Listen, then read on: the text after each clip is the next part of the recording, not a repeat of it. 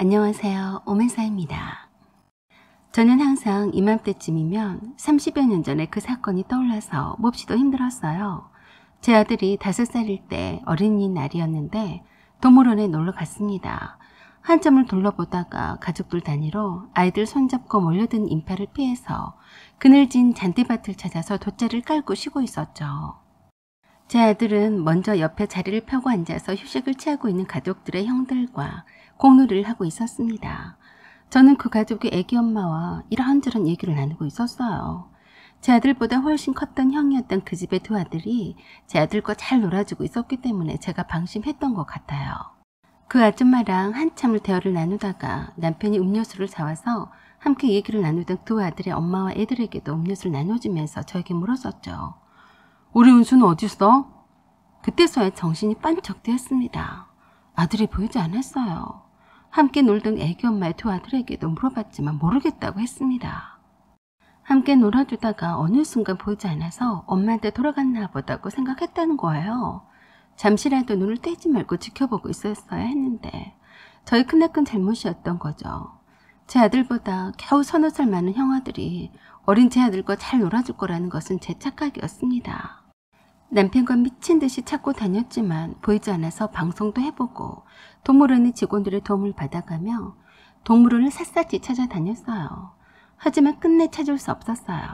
경찰서에 신고도 하고 그 주변 일대를 다 수색하고 전단지도 뿌리고 사는 것이 아니었습니다. 땅으로 꺼졌는지 하늘로 솟았는지 기가 막힐 지경이었어요. 그 어린애가 가기를 어딜 가겠어요. 틀림없이 엄마를 찾아서 헤맬 텐데 누구 눈에 띄더라도 분명히 띄었을 텐데 이것은 필시 납치를 당했을 거라고 생각해서 전화소리가 울릴 때마다 가슴이 내려앉곤 했습니다. 제 아들을 다시 볼 수 있을 거라는 희망을 버리지 않았고 이럴 때일수록 정신을 똑바로 차려야 아들을 되찾을 수 있다는 생각에 들어가지도 않는 밥을 억지로라도 밀어 넣었는데 기가 막히더라고요. 경찰서에서 그리고 여러 군데서 제보 전화가 왔었지만 제 아들은 찾을 수가 없었고 혹시라도 아동보호소나 유아원이나 고아원 비슷한 곳을 다 뒤집고 찾아다녔습니다. 그렇게 찾아다닌 지 일주일이 지나고 한 달이 지나고 아들의 모습을 볼 수가 없었어요. 저희 친정아버지가 다행히도 로펌은 잘 나가는 변호사이시기 때문에 저에게는 많은 힘이 되어주셨는데 친정아버지가 다 주고 가는 저에게 그러셨어요. 걱정 마라. 어딘가에 분명히 잘 있으니까 내가 네 아들을 꼭 찾아줄 테니까 기운내라. 친정아버지가 아는 분들을 총동원 해서 빗방으로 수소문하고 다니셨는데도 찾지 못했습니다. 그런 지 몇 달이 지나니까 시댁에서도 이혼 말이 나왔습니다. 제 아들을 영영 잃어버렸다고 생각을 했고 다들 포기를 했었는지 남편과 이혼하라고 하더라고요. 재수가 없어서 손자까지 잃어버렸으니 그런 며느리는 싫다고 했죠. 하지만 남편은 절대 이혼하지 않겠다고 했고 시댁과도 왕래를 하지 않았습니다. 그리고 제가 제 아들을 찾는 일에 더욱 집중하도록 하게 했습니다. 그리고 저는 여전히 사설시설에 맡겨진 아이들을 보러 다녔습니다. 혹시나 제 아들이 이런 곳에 들어와서 살고 있지 않나 싶어서였어요. 그곳에 버려진 제 아들 또래의 남자아이들을 보면 제 아들인 것 같아서 눈을 돌릴 수가 없었습니다. 그러다가 어린 두 남자아이를 입양을 하게 되었어요. 저는 그 이전에는 몰랐습니다. 이렇게 많은 아이들이 부모가 있는데도 불구하고 버려진다는 사실을요. 참 믿을 수 없는 현실이었죠. 저는 제 아들을 잃어버려서 이렇게 찾아 헤매고 있는데 어떤 사람들은 제 발로 자식을 내다버리다니요. 이렇게 매일 새로운 시설과 사설 가정에서 운영하고 있는 곳을 방문하고 전화로 연락을 해서 새로 들어온 남자아이가 있는지 묻는 것이 일상이 되었고 혹시라도 연락이라도 오면 뛰어가서 확인하곤 했지만 여전히 찾을 수가 없었습니다. 그렇게 1년이 지나고 10년이 지나고 벌써 30년이 다 되었습니다. 그래도 한순간도 아들을 잊어본 적이 없었네요. 분명히 어딘가에 살아있을 거라고 믿었습니다. 그래서 저도 살기로 마음을 먹었고 이 고통은 제가 전생에 지은 죄가 많아서 벌을 받는가 보다라고 생각했습니다. 그래서 저는 이날 이때까지 도움의 손길이 잘 닿지 않는 생판 부모가 누군지도 모르는 아이들의 엄마가 되어주기로 했습니다. 그렇게 수십 수백 곳을 돌아다니며 봉사활동을 해왔었고 1대1로 직접 후원해주고 지속적으로 연락하며 지내는 아이들이 많았습니다. 어느 날 그 중에 한 아이가 저에게 하소연을 했습니다. 함께 고아원에서 자랐던 친구가 있는데 성당에서 만난 사람과 사귀다가 임신을 하는 바람에 그 사람과 살림을 차리고 살게 되었다고 했습니다. 그런데 뜻밖에도 그 사람이 엄청난 부잣집 아들이었다는 사실을 뒤늦게 알게 되었대요. 고아였던 처지라서 예비시댁 쪽에서 반대할 것으로 예상이 되어서 무척 불안해했었는데 사귀던 남자가 결혼하자고 했답니다. 그 친구는 과연 시부모님이 되실 분들이 허락을 하시겠냐고 했지만 어떻게 하든지 결혼 승낙을 받아내겠다고 했대요. 그 남자는 시부모님께 사실 그대로 말씀을 드리면 결혼을 허락하지 않을 게 뻔해서 일단 고아원에서 자란 과거는 지워버리고 어렸을 적에 부모가 돌아가셔서 혼자서 외롭게 할머니의 손에서 컸다가 할머니마저 돌아가신 것처럼 말했다고 했습니다. 뒷배경도 아무것도 없는 처지라서 결혼을 탐탁지 않게 생각했었지만 임신을 했다고 하니까 60억짜리 아파트를 사주셨다고 했습니다. 일단 출산을 하고 난 후에 결혼을 하든 말든 하자고 하셨다고 했는데 그만 고아원에서 자란 사실을 시부모님 알게 되었다고 했습니다. 그때부터 결혼이고 뭐고 아기만 낳아놓고 떠나라고 난리를 친다고 해서 어떻게 하면 좋으냐고 의논해 왔습니다. 그 친구가 고아원에서 자란 것도 속이면서도 고의적으로 남친과 결혼을 하려고 접근했다고 시부모는 생각한다고 했다고 했습니다. 물론 함께 살고 있는 남자친구가 자기가 일부러 거짓말을 했었다고 하는데도 믿지 않으셔서 난감한 상태라고 했어요. 벌써 출산일이 얼마 남지 않았는데 아기를 보지도 못하고 쫓겨날까 봐서 불안해하고 있다고 했습니다. 그래서 한번 어떻게 할 것인지 저에게 그 친구의 남자친구나 시댁 쪽 사람들을 만나달라고 부탁을 해왔습니다. 일단 살고 있다던 60억 아파트에 찾아가서 그 친구에게서 직접 말을 들어보기로 했습니다. 배를 눌렀더니 웬 나이 지긋한 아줌마 목소리가 들렸습니다. 누구시오? 네, 여기가 김은주 씨네 댁이죠? 네, 그렇소만. 네, 김은주 씨 만나러 왔습니다. 계신가요? 그랬더니 인상을 찬뜩 찌푸린 얼굴로 문을 여는 그 아줌마가 저를 보더니 깜짝 놀랐습니다. 언니가 여기를 어떻게 알고? 아니, 너 삼순이 아니냐? 네가 여기 왜 있냐? 정말 어리둥절했었죠. 삼순이는 제 사촌 동생입니다. 작은아버지의 딸이었어요. 제가 어렸을 적엔 저희 집이 큰 집이라서 작은아버지와 왕래를 자주 하면서 가깝게 지냈습니다. 삼순이가 위로 오빠가 둘이나 있어서 저를 친언니처럼 잘 따라다녔어요. 제가 잃어버린 아들도 얼마나 이뻐했는지 모릅니다. 결혼해서 미국으로 시집을 갔었기 때문에 떨어져 살았지만 아들 하나 잘 낳고 잘 살고 있다고 간간히 들었습니다.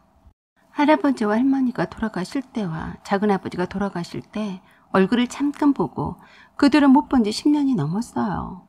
미국에서 살고만 있을 줄 알았는데 여기서 만나다니 어이가 없었습니다. 그래서 제가 물었어요. 너 미국에서 언제 왔니? 응, 언니. 좀 오래됐어. 사실은 남편도 병으로 하늘나라로 갔거든. 뭐? 그런데 왜 나한테 한 번을 연락을 주지 않았니? 그냥 내가 일이 많아서 그럴 경황이 없었지 뭐야. 말하는 목소리는 상당히 떨리고 있었어요. 뭔가 굉장히 불안해 보였고요. 일단 들어오라는 말에 들어갔습니다. 주방 앞에서 앞치마를 두르고 만삭인 임산부를 보고서야 그때서야 생각이 났습니다. 그때 삼순이가 그 임산부에게 식모 다루듯이 말하더라고요. 야, 넌 뭘 그렇게 멀뚱멀뚱 서 있니? 당장 가서 딸기 주스 좀 내와라. 그 말에 기가 죽은 그 임산부는 조그맣게 네 하고 주방으로 들어갔어요. 그래서 제가 그랬습니다. 김은주 씨인가요? 그러자 돌아다 보며 엄청 놀라더라고요. 삼순이도 놀라서 운주를 어떻게 하냐고 했습니다. 삼순아, 김은주 씨랑은 너와는 어떤 관계니? 어떤 관계는? 보면 몰라? 저 애는 주방 도우미야. 보통 식모라고 하지. 그런데 왜 저 애는 찾아왔어? 그래서 제가 그랬습니다. 혹시 네가 은주 씨의 시어머니가 되는 사람이냐? 무슨 소리를 해? 내 아들은 저런 애랑은 결혼한 적이 없어. 그런데 무슨 일이야? 그래서 사정 이야기를 해주었습니다. 그동안 아들을 잃어버리고 찾아 헤매다가 고아원과 시설 아이들을 위해서 봉사하면서 살고 있었다고. 그리고 가끔씩 그들의 엄마 역할도 해주고 있다고. 그래서 김은주 씨를 만나러 온 거라고 했어요. 그러자 삼순이는 까무러치게 놀랐어요. 아이고, 남사시러워서 난 어떡하지? 이젠 어디다 얼굴도 못 내밀고 다니겠네. 동네에 다 소문이 났으니 말이야. 라고 하면서 저렇게 고아이면서도 속여서 아들을 꼬셔서 임신까지 했었다면서 하소연을 하더라고요. 얼마나 구박을 받으면서 살았는지 그런 시어머니 말에도 태꾸도 못하고 고개만 숙이고 있었어요. 그런 모습이 애처로워서 삼순이가 하는 말을 끊기 위해서 다른 말로 화제를 돌렸습니다. 아들을 잘 키웠네. 이렇게 넓은 아파트에서 사는 것 보니. 라고 하고는 거실을 둘러보았습니다. 그러다가 장식장 위에 있는 삼순이 어렸을 적의 아들 사진인 것처럼 보이는 것이 눈에 띄었어요. 그때 삼순이가 그 사진을 못 보게 하려고 막아 서려는 것을 제가 먼저 보게 되었었죠. 분명히 죽어도 잊지 못한 어린 시절 그때의 내 아들 사진이었습니다. 삼순이가 가리고 서서 막아 서는 것도 이해가 되지 않았는데 분명히 내 아들이 태권도 도복을 입고서 폼새를 하는 장면과 미국 친구들과 운동을 하다가 찍은 사진들하며 대학교에 가서 찍은 사진이며 어쩜 이럴 수가. 삼순이가 얼굴에 새하얘지면서 벌벌 떨고 있었어요. 이거 내 아들 은수 맞지? 내 아들이 여기 있는데. 왜? 은수가 맞아. 그랬더니 삼순이가 소리를 질렀습니다. 아니야, 정환이야. 언니 아들이 아니라고. 내가 낳은 아들이야. 삼순이는 덜덜 떨면서도 계속 자기 아들이라고 짓거렸어요. 저는 주방에서 놀라서 쳐다보고 있는 그 임산부에게 물었습니다. 여기 이 사진 속의 어머니가 누군지 알아요? 그러자 머뭇거리면서 그러더라고요. 네, 낳아주신 어머니가 따로 있다고는 들었어요. 라고 하자 삼순이가 갑자기 그 임산부에게 달려들어서 치려고 했습니다. 닥치지 못해? 어디서 헛소리를 하는 거야? 그러자 제가 막아서서 소리쳤습니다. 내 며느리한테 손을 대기만 해봐. 설명해봐. 왜 이제껏 우리 은수를 데리고 있었으면서 나를 속여왔는지. 완전 사색이 다 되어서 바들바들 떠는 것을 보니 큰 죄를 지은 것임에 틀림이 없어 보였습니다. 저는 당장이 경찰에 신고를 했습니다. 그리고 저는 30여 년이 지난 후에야 제 아들을 찾을 수가 있었어요. 등잔 밑이 어둡다더니 친동생과도 같았던 작은아버지의 딸이 제 아들을 훔쳐서 데리고 달아난 것이었습니다. 어쩐지 아이가 길을 잃어버렸으면 울고 돌아다녔을 텐데 아무런 흔적도 없었던 이유가 자주 봤던 사람이었기 때문이었어요. 입양한 것처럼 꾸며서 미국으로 데리고 가서 살았더라고요. 아들에게 친엄마인 것처럼 세뇌를 해주곤 했었는데 아들은 기억을 하고 있었고 그래서 자기 여자친구에게도 친엄마가 따로 있음을 말해주곤 했었다고 했지만 키워주는 엄마의 사촌언니가 친엄마 일이라곤 꿈에도 생각하지 못했다고 했습니다. 삼순이는 남부를 곳이 없는 부잣집 하나밖에 없는 딸로 태어났지만 연륜 유산으로 불임 판정을 받고 몸을 추스르기 위해서 한국으로 와서 지내고 있을 때 사촌언니 아들을 보면서 늘 부러웠다고 했습니다. 저 애가 내 아들이었으면 얼마나 좋을까? 그러다가 어린이날이라서 선물을 사들고 찾아갔었는데 이미 동물원으로 소풍을 갔다고 해서 뒤따라갔다고 했습니다. 그런데 은수가 잔디밭을 벗어나서 인파에 섞여서 공을 잡으러 돌아다니고 있더라네요. 놀라서 은수를 뒤에서 안아 올리고 공을 잡아줬는데 은수가 그러더랍니다. 엄마, 엄마 라고 하는데 그 말이 세상에서 가장 아름답게 들리더래요. 은수 엄마란 여자는 저 멀리서 아이가 공을 주우러 인파 속에 섞이던 말던 신경을 쓰지 않고 웬 아줌마랑 얘기하느라 정신이 없는데 순간 그런 생각이 들었답니다. 저런 여자는 아들을 키울 자격이 없어. 이미 은수는 내가 아니었으면 잃어버린 거나 마찬가지야. 내가 은수 엄마야. 자기도 모르게 그냥 은수를 데리고 나왔다고 했습니다. 그리고 은수를 친엄마 이상으로 사랑하면서 키웠다고 했어요. 자기는 낳진 않았어도 진짜 엄마라고 했습니다. 30년을 키웠으니 진짜 엄마라면서 낳은 정보다 키운 정이 더 무게가 나간다면서 자식을 뺏어간 것은 잘못한 일이지만 후회하지 않는다고 했습니다. 그래서 저는 그런 싸구려 감상 따위는 집어치우라고 했어요. 그리고 말해 주었습니다. 네가 유산반 내리하고 불임 판정을 받은 이유는 네가 자식을 낳아서 키울 자격이 처음부터 없었기 때문일지도 몰라. 낳은 자식을 잃어버린 엄마의 마음도 모르는데 네가 내 자식을 친자식처럼 키웠겠니? 너 좋을 대로 키웠겠지. 저는 그때 관계했던 모든 사람들을 다 철저히 조사해서 응당의 대가를 치르게 하겠다고 했더니 그때서야 싹싹 빌고 사정사정을 했습니다. 저는 싹 다 엎어버렸습니다. 작은아버지네 집도 풍비박산이 나는 것은 시간 문제였습니다. 그리고 내 손주를 임신한 내 며느리는 제가 저희 집으로 데리고 나왔습니다. 그리고 그날 저녁에 기다리고 기다렸던 제 아들을 30년 만에 만났습니다. 얼마나 감격스럽고 이렇게 살아서 잘 커진 것도 감사한지 모르겠더라고요. 이제 죽어도 여한이 없을 만큼 행복했습니다. 사연은 여기까지입니다. 구독과 좋아요 그리고 댓글 부탁드립니다. 알림 설정도 꼭 해주세요. 감사합니다. 안녕하세요. 오만사입니다. 오늘의 사연 시작하겠습니다. 그때도 어김없이 고모들에게서 전화가 빗발쳤습니다. 할머니의 생신일이 다가오고 있었거든요. 항상 이맘때쯤이면 저희 집에서 늘 잔치상을 차려서 송년 모임 겸 해서 고모네 식구들이 총출동했습니다. 고모들은 모두 3분인데 할머니 생신일을 기회로 해서 모두 모이는 것이 하나의 행사처럼 자리 잡았습니다. 친목계란 명목으로 매달 조금씩 입금되고 있는 얼마간의 돈으로 생신상 차리는데 보태고는 있지만 터무니없이 돈도 많이 들어간다고 했어요. 할머니 생신일이 평일에 있어도 주말에 날 잡아서 고모들이 알아서 연락을 주시죠. 할머니와 함께 모인 고모들 식구들이 하룻밤을 자고 그 다음 날에 다들 헤어집니다. 엄마가 아버지랑 결혼한 해부터 줄곧 해왔었던 우리 집의 연례 행사가 되었어요. 그렇다고 해서 멀리 사는 고모들이 와서 엄마를 도와준다거나 그런 것은 일절 없었습니다.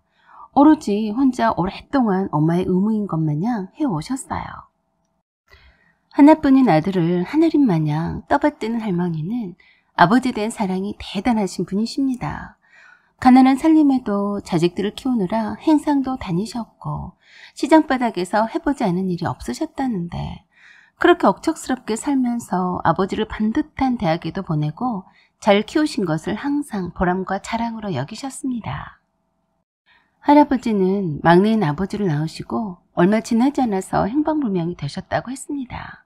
아침에 일하러 간다는 말로 평소처럼 나가셨는데 그대로 나타나지 않으셨대요. 그래서 살아계신 분이 아니려니 하고 생각하고 살아왔는데 할머니 혼자서 고모들과 아버지를 키우느라 눈물겹도록 고생을 많이 하셨다고 했습니다. 그런 할머니와 지금은 따로 살고 있지만 사실은 10여 년 전까지만 해도 함께 살았습니다. 이유는 할머니께서 혼자 살고 싶다고 하셨기 때문이에요. 할머니는 옛날 분이시긴 했지만 오랫동안 할머니를 모시며 살아온 저희 엄마에게 숨통을 트이게 해주고 싶다고 하셨습니다. 그리고 답답한 도시 아파트가 싫다고 하셨어요. 그래서 효자인 저희 아버지가 할머니의 고향이 가까운 곳에 아담한 집을 지어드렸고 아버지가 한 달에 한 번씩 할머니 집에 내려가곤 했습니다. 시골이라 해도 읍내와 가까운 곳으로 병원도 그리 멀지 않은 곳에 집을 지어드렸습니다. 할머니는 고령인 나이에도 어찌나 정정하고 건강하신지 금방 마을 노인당에서 친구분들을 사귀시고 함께 가까운 곳으로 꽃놀이도 가시기도 하고 잘 지내시더라고요. 고모들이 할머니 집에 모여서 생신일을 기념하면 좋겠지만 할머니 집이 그 많은 식구들이 지내기엔 좁고 불편한 점이 많아서 하던 대로 저희 집에서 매년 모이게 된 거죠. 하지만 올해에는 제가 나서서 고모들에게 할머니 생신잔치를 하지 못하게 할 참이었어요. 엄마가 갑상선암 진단을 받으셨어요. 물론 초기라서 다행이었지만 그래도 저에겐 청천벽력과도 같은 일이었습니다. 그래서 고모들에게 할머니 생신잔치로 전화가 왔을 때 제가 말씀을 드렸습니다. 엄마가 갑상선암 진단을 받았으니 어떻게 하면 좋겠냐고 했습니다. 그런데 너무도 의외로 갑상선암은 암축에도 못 든다고 하시더라고요. 그렇지 않아도 저희 아버지한테서 연락을 받고 알고는 있었다면서 수술만 하면 걱정할 것 없다면서 별것 아닌 것처럼 말했습니다. 그리고 그러시더라고요. 할머니가 사시면 얼마나 사시겠니? 젊은 우리가 1년에 딱 한 번뿐이니 생신상은 차려드려야 하지 않겠니? 너도 다 컸으니까 엄마를 도와드리면 되고 예전처럼 많이 차릴 것 없이 간소하게 하자.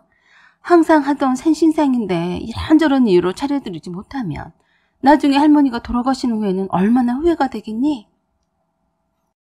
큰고모는 엄마가 갑상 사람이라고 해서 너무 놀래거나 걱정할 것까지는 아니라고 하면서 굳이 할머니한테는 그런 말을 전하지 말라고 신신당부했습니다. 큰고모는 간소하게 하자고 말은 했지만 말도 안 되는 소리였습니다. 할머니에게는 티도 내지 말라면서 생신상은 간소하게 하자니.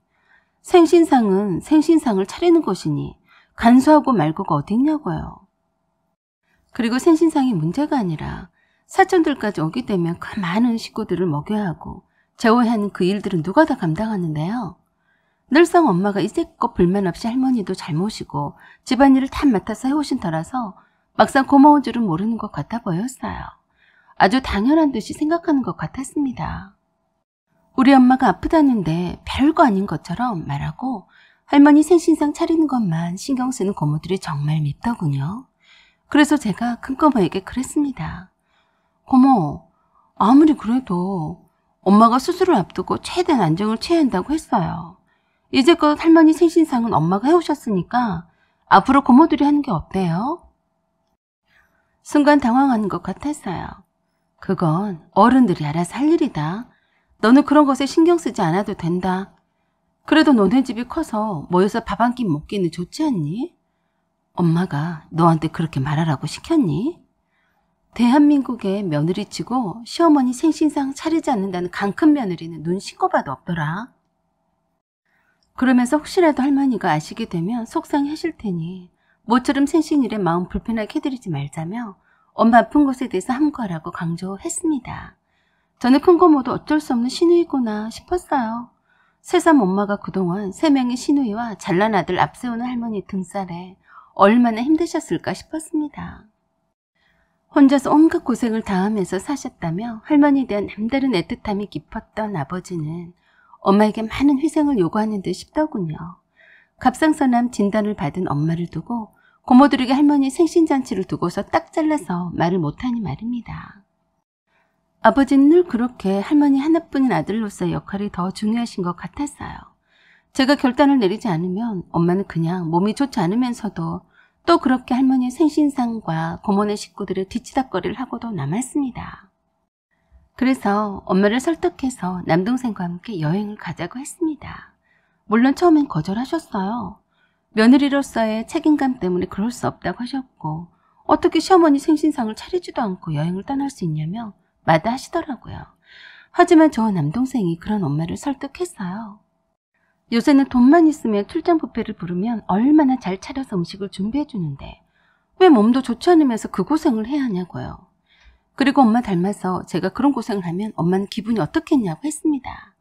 엄마 인생을 돌아보고 저와 남동생이 결혼하기 전에 좀 더 건강할 때 엄마와 좋은 추억과 시간들을 갖고 싶다고 했어요.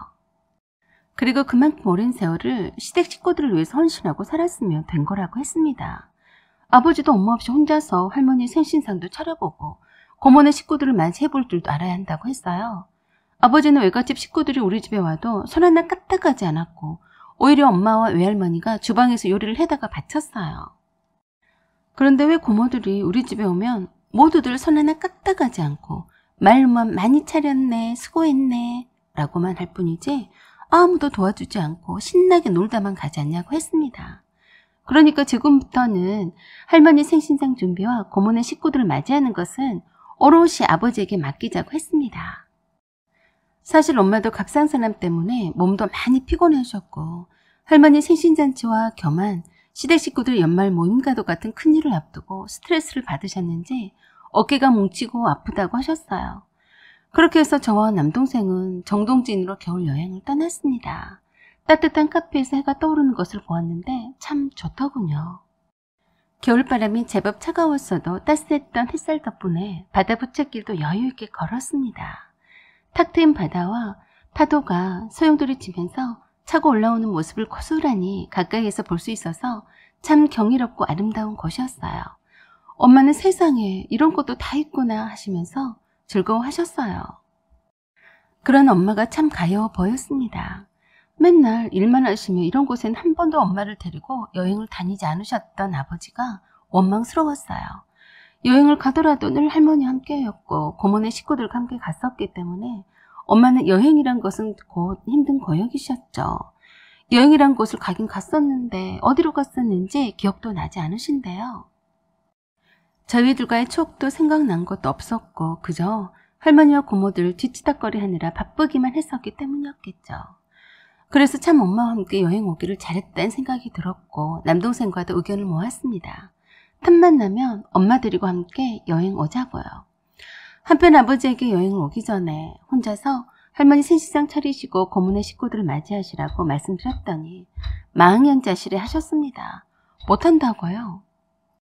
못할 것은 없으니 잘 하실 수 있다고 하고 기분 좋게 여행 갈 테니 아무리 힘들더라도 전화 연락은 하지 말라고 부탁드렸어요.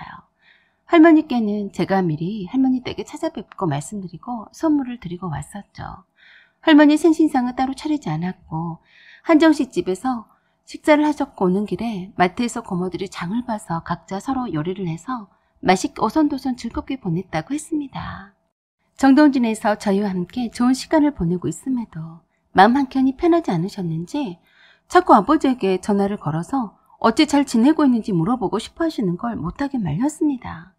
엄마가 하지 않아도 다 알아서 할머니 생신을 잘 챙겨드리고 잘 지냈는데 말입니다. 고모들이 이런저런 말에는 신경도 쓰지 말라고 했습니다. 엄마가 이 나이가 다 되도록 고모들의 말에 이르희비 해야겠냐고 했어요. 이젠 엄마만을 위해서 살아야 한다고 더 늦기 전에 그래야 한다고 했습니다. 엄마는 물론 그러고 싶지만 마음이 편하지 않다고 하셨습니다. 그런 후에 엄마는 얼마 있지 않아서 수술을 하셨고 6개월간의 회복 기간 동안은 말도 잘 하지 못하셨어요.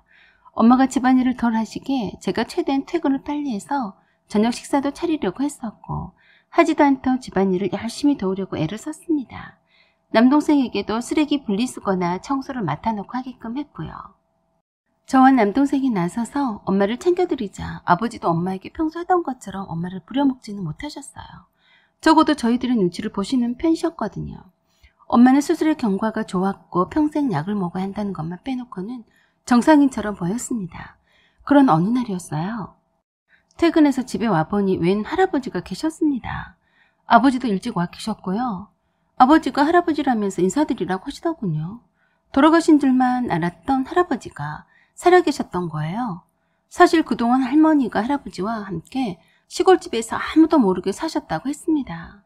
할아버지께서는 그 옛날에 행방불명이 된 것이 아니고 가출을 하셨던 거죠. 버림받았다는 사실을 애써 숨기고 싶어서 그냥 행방불명이라고만 했었고 그 같은 사실은 고모들도 다 알고 있었다고 했습니다. 본처라는 자부심과 며느리로서 역할을 열심히 다하면 언젠가는 돌아오겠거니 하며 기다렸다고 했습니다. 그렇게 뒤늦게 병약한 몸으로 찾아온 할아버지를 할머니는 내칠 수가 없었다더군요.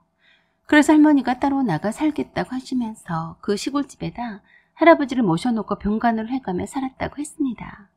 아버지는 이미 알고 계신 지 꽤 되었었고 엄마만 모르고 있었다고 했습니다. 저도 할머니 집에 자주는 아니었어도 가본 적이 있었지만 눈치를 채지 못했습니다. 떳떳하지 못하셨던지라 이래저래 피했던 겁니다.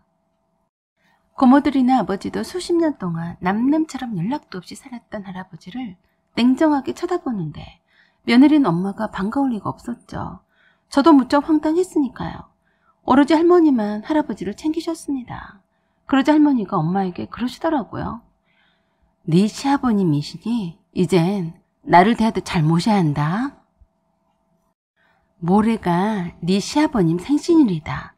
그동안 한 번도 생신상 차려준 적이 없었으니 이번엔 좀 더 신경 써서 차려드리자 라고 하시는데 할머니 말에는 거역을 못한 아버지가 이번에도 아무 말도 하지 않으셨어요. 할머니는 할아버지 생신잔치를 통해서 고모들 식구들을 불러서 할아버지의 존재를 알리고 인정받게 하고 싶으신 눈치였습니다.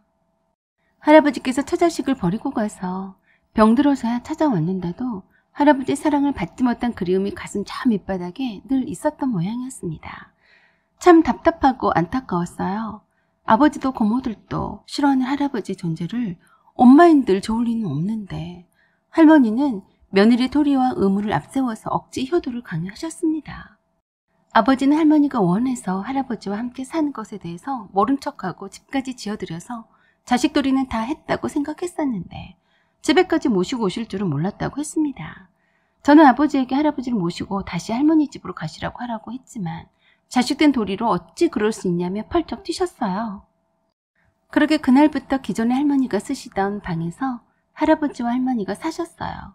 할머니는 어머니한테는 할아버지한테 잘 해드리라고 잔소리만 할 뿐 엄마의 안위에 대해선 일절 걱정도 하지 않으셨습니다. 그렇게 한바탕 할아버지 생신잔치를 치러드리고도 돌아가실 생각을 하지 않으시더군요. 저는 그런 할머니와 할아버지가 정말 미웠습니다. 저희 엄마가 젊은 나이에 갑상선암에 걸려서 수술한 지도 얼마 되지도 않았고 언제 또 재발할지도 몰라서 걱정이 많은데 아무도 우리 엄마에 대해서 걱정해주는 사람이 없었어요. 그래서 저도 모르게 할머니 할아버지께 불손하게 군 적도 있었습니다. 그러던 어느 날이었습니다. 할머니 할아버지께서 엄마와 아버지를 부르셔서 할아버지께서 오랫동안 갖고 있었던 땅 문서와 부동산 문서를 내놓으셨대요. 그리고 통장에 적지 않은 잔고는 할머니의 노후 자금으로 써달라고 말씀하시더랍니다. 그리고 엄마에게는 착한 며느리라면서 다이아가 박힌 반지며 목걸이 세트를 선물로 주셨습니다. 할머니도 이렇게 할아버지 통장에 큰돈이 있었을 줄은 생각지도 못했고 그 많은 땅과 부동산이 있었음을 그때 처음 알았다고 했습니다. 사실 할아버지는 처자식을 버리고 미국으로 건너가서 다른 여자랑 살림을 차리고 살면서 사업을 하셨다고 했어요. 다시 그 여자랑 헤어지고 한국에 돌아왔다고 했습니다. 나이가 들고 외로워지니 고향이 그리웠고 자식들도 궁금했지만 선뜻 나서지는 못했는데 할머니가 받아주셨다고 하더군요. 할머니 덕택에 가난 말기 판정을 받고도 더 오래도록 살 수 있었다고 하셨습니다. 하늘나라로 가시기 전에 아들네 집에서 며칠이라도 살고 싶었다고 하셨어요. 이젠 이혼이 없다고 하시면서 마지막 남은 시간 동안 시골집에서 조용히 할머니와 지내다가 가겐도라고 하시고 시골집으로 내려가셨습니다. 그리고 얼마 후에 하늘나라로 가셨어요. 자식들 보는 앞에서 행복한 미소를 띄우면서 할머니 손을 잡고 있다가 가셨습니다. 그리고 그런 지 몇 달이 지난 후에 할머니도 하늘나라로 가셨습니다. 그러시기 전에 엄마와 아버지에게 유언처럼 말씀하셨어요. 그동안 고마웠다. 이젠 통장에 있는 돈은 다 모두 다 애미 것이다. 그 돈으로 남들처럼 둘이서만 좋은 곳도 다니고 만난 곳도 먹고 나처럼 그렇게 살지 마라.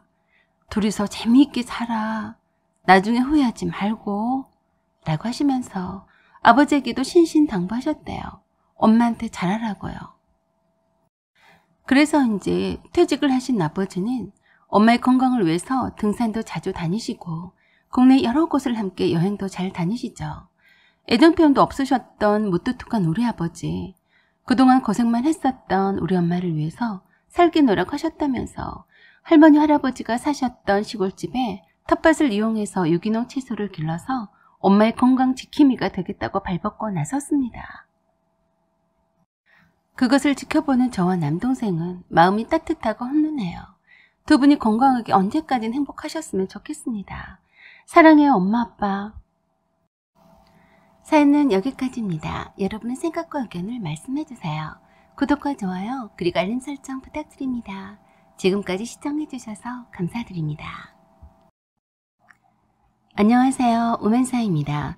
오늘의 사연은 내가 고아라서 남친과 결혼을 반대하다가 시동생이 아들을 입양해서 키워주라고 강요하는데 내가 미쳤습니까? 입니다. 오늘의 사연 읽어드리겠습니다. 제게 여러 해 동안 사귀던 남친이 있었습니다. 엄마가 돌아가시기 전에 만났던 남친이었는데 오빠나 언니 그리고 동생도 없이 오로지 엄마와 저만 이렇게 단촐하게 살고 있었을 때 만났던 사람이었습니다. 어느 날 갑자기 엄마가 식당 보조로 일하시다가 갑자기 쓰러지셨어요. 그 전부터 몸이 좀 안 좋으시다고 해서 식당 일을 그만두라고 했는데 엄마는 그때마다 능력도 없는 사람이 시간만 축내고 살 수는 없다고 무슨 일이든 할 수 있을 때 해야 한다고 하시면서 식당 일을 계속 하셨습니다. 사실 아빠는 엄마와 결혼한 지 10년이 간 넘을 무렵에 교통사고로 돌아가셨어요. 그 뒤로 안 해본 일이 없으실 정도로 이것저것 힘든 일을 많이 해오셨어요. 외할머니께서 재혼하라고 하시고 저를 키워주시겠다고 하셨는데도 저 때문에 재혼도 포기하시고 저 하나만 바라보고 사셨습니다. 그래서 엄마는 저에 대한 애착이 남다르셨어요. 제가 대학도 졸업하고 난 뒤에 다행히 취업을 잘해서 지금 다니는 회사를 잘 다니고 있었는데도 불구하고 제 결혼 자금이라도 모아야 한다고 하시면서 힘든 식당 주방 일을 해오셨어요. 그러다 병이 나서 쓰러지더니 1년 동안을 병원에 계시다가 하늘나라로 가셨습니다. 든든하게 지켜주시던 외할머니도 이미 돌아가신 뒤라서 안 계셨고 외삼촌과 이모들도 멀리 떨어져 살고 있었기 때문에 서로 왕래가 예전만큼은 못했어요. 엄마만 의지하고 살던 저는 세상에 정말 혼자 던져진 느낌이었습니다. 그때 옆에 남친은 더욱 소중하더군요. 그리고 고마웠습니다. 제 옆에 있어준 유일한 사람인 것 같았어요. 제 남친은 저에게 티를 내려고 하진 않았지만 저는 알고 있었어요. 남친 어머니가 저를 탐탁지 여기지 않고 있다는 걸 알았습니다. 엄마가 토병 생활을 할 때 저를 도와서 여러모로 신경을 많이 써줬거든요.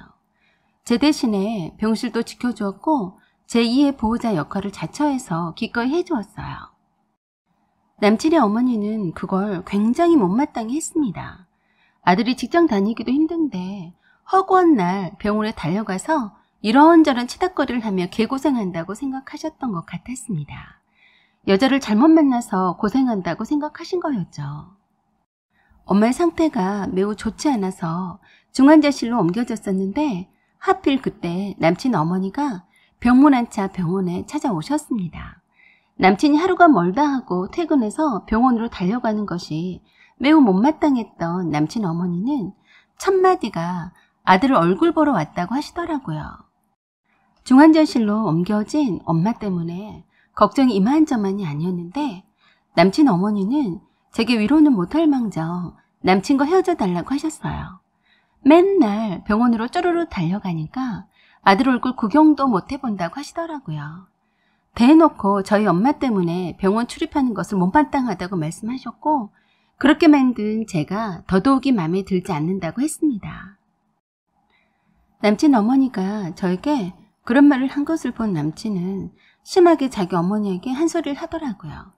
그러면서 남친과 남친 어머니 사이가 많이 안 좋아진 것 같았습니다. 저는 그냥 엄마 상태가 갈수록 나빠져서 걱정을 이만저만 하는 때가 아니라서 남친 어머니까지 오셔서 그런 말씀들을 하시니까 참 힘들었지만 이해하기로 했었죠. 그래서 병원에 오지 말라고 했었지만 남친은 뻔히 혼자서 제가 고생할 것 아는데 그럴 순 없다면서 계속 엄마 돌아가실 때까지 제 옆을 지켜주었습니다. 엄마 없는 하늘 아래에 제 남친은 제가 유일하게 기댈 수 있는 사람이었던 거죠. 그래서 남친 어머니의 반대에도 불구하고 헤어질 수 없었습니다. 남친도 남친 어머니가 반대를 하던 안 하던지 간에 상관없어 했어요. 혼자서 고군분투하는 저를 측은해했고 세상에 가까운 친척도 없이 혼자서 떨어져 남은 고아가 된 저를 잘 챙겨주었습니다. 그것 때문에 남친과 남친 어머니 사이가 더욱 나빠졌습니다. 이 모든 것이 저 때문이라고 생각했던 남친 어머니는 엄마가 돌아가신 지 얼마 안 되었을 때도 저를 찾아왔습니다. 그리고 이렇게 말씀하셨어요. 어머니가 돌아가신 것은 참 안 됐다만 난 고아인 너를 절대 며느리로 받아들일 순 없다. 그렇잖아도 너 때문에 아들하고 사이도 많이 틀어지고 있어. 집안에 사람이 누가 들어오냐에 따라서 집안의 흥망이 결정되는 거라고 하더라. 난 네가 우리 집안에 들어오면 안 된다고 생각하고 있다. 우리 아들은 네가 놔줘라 라고 하셨어요.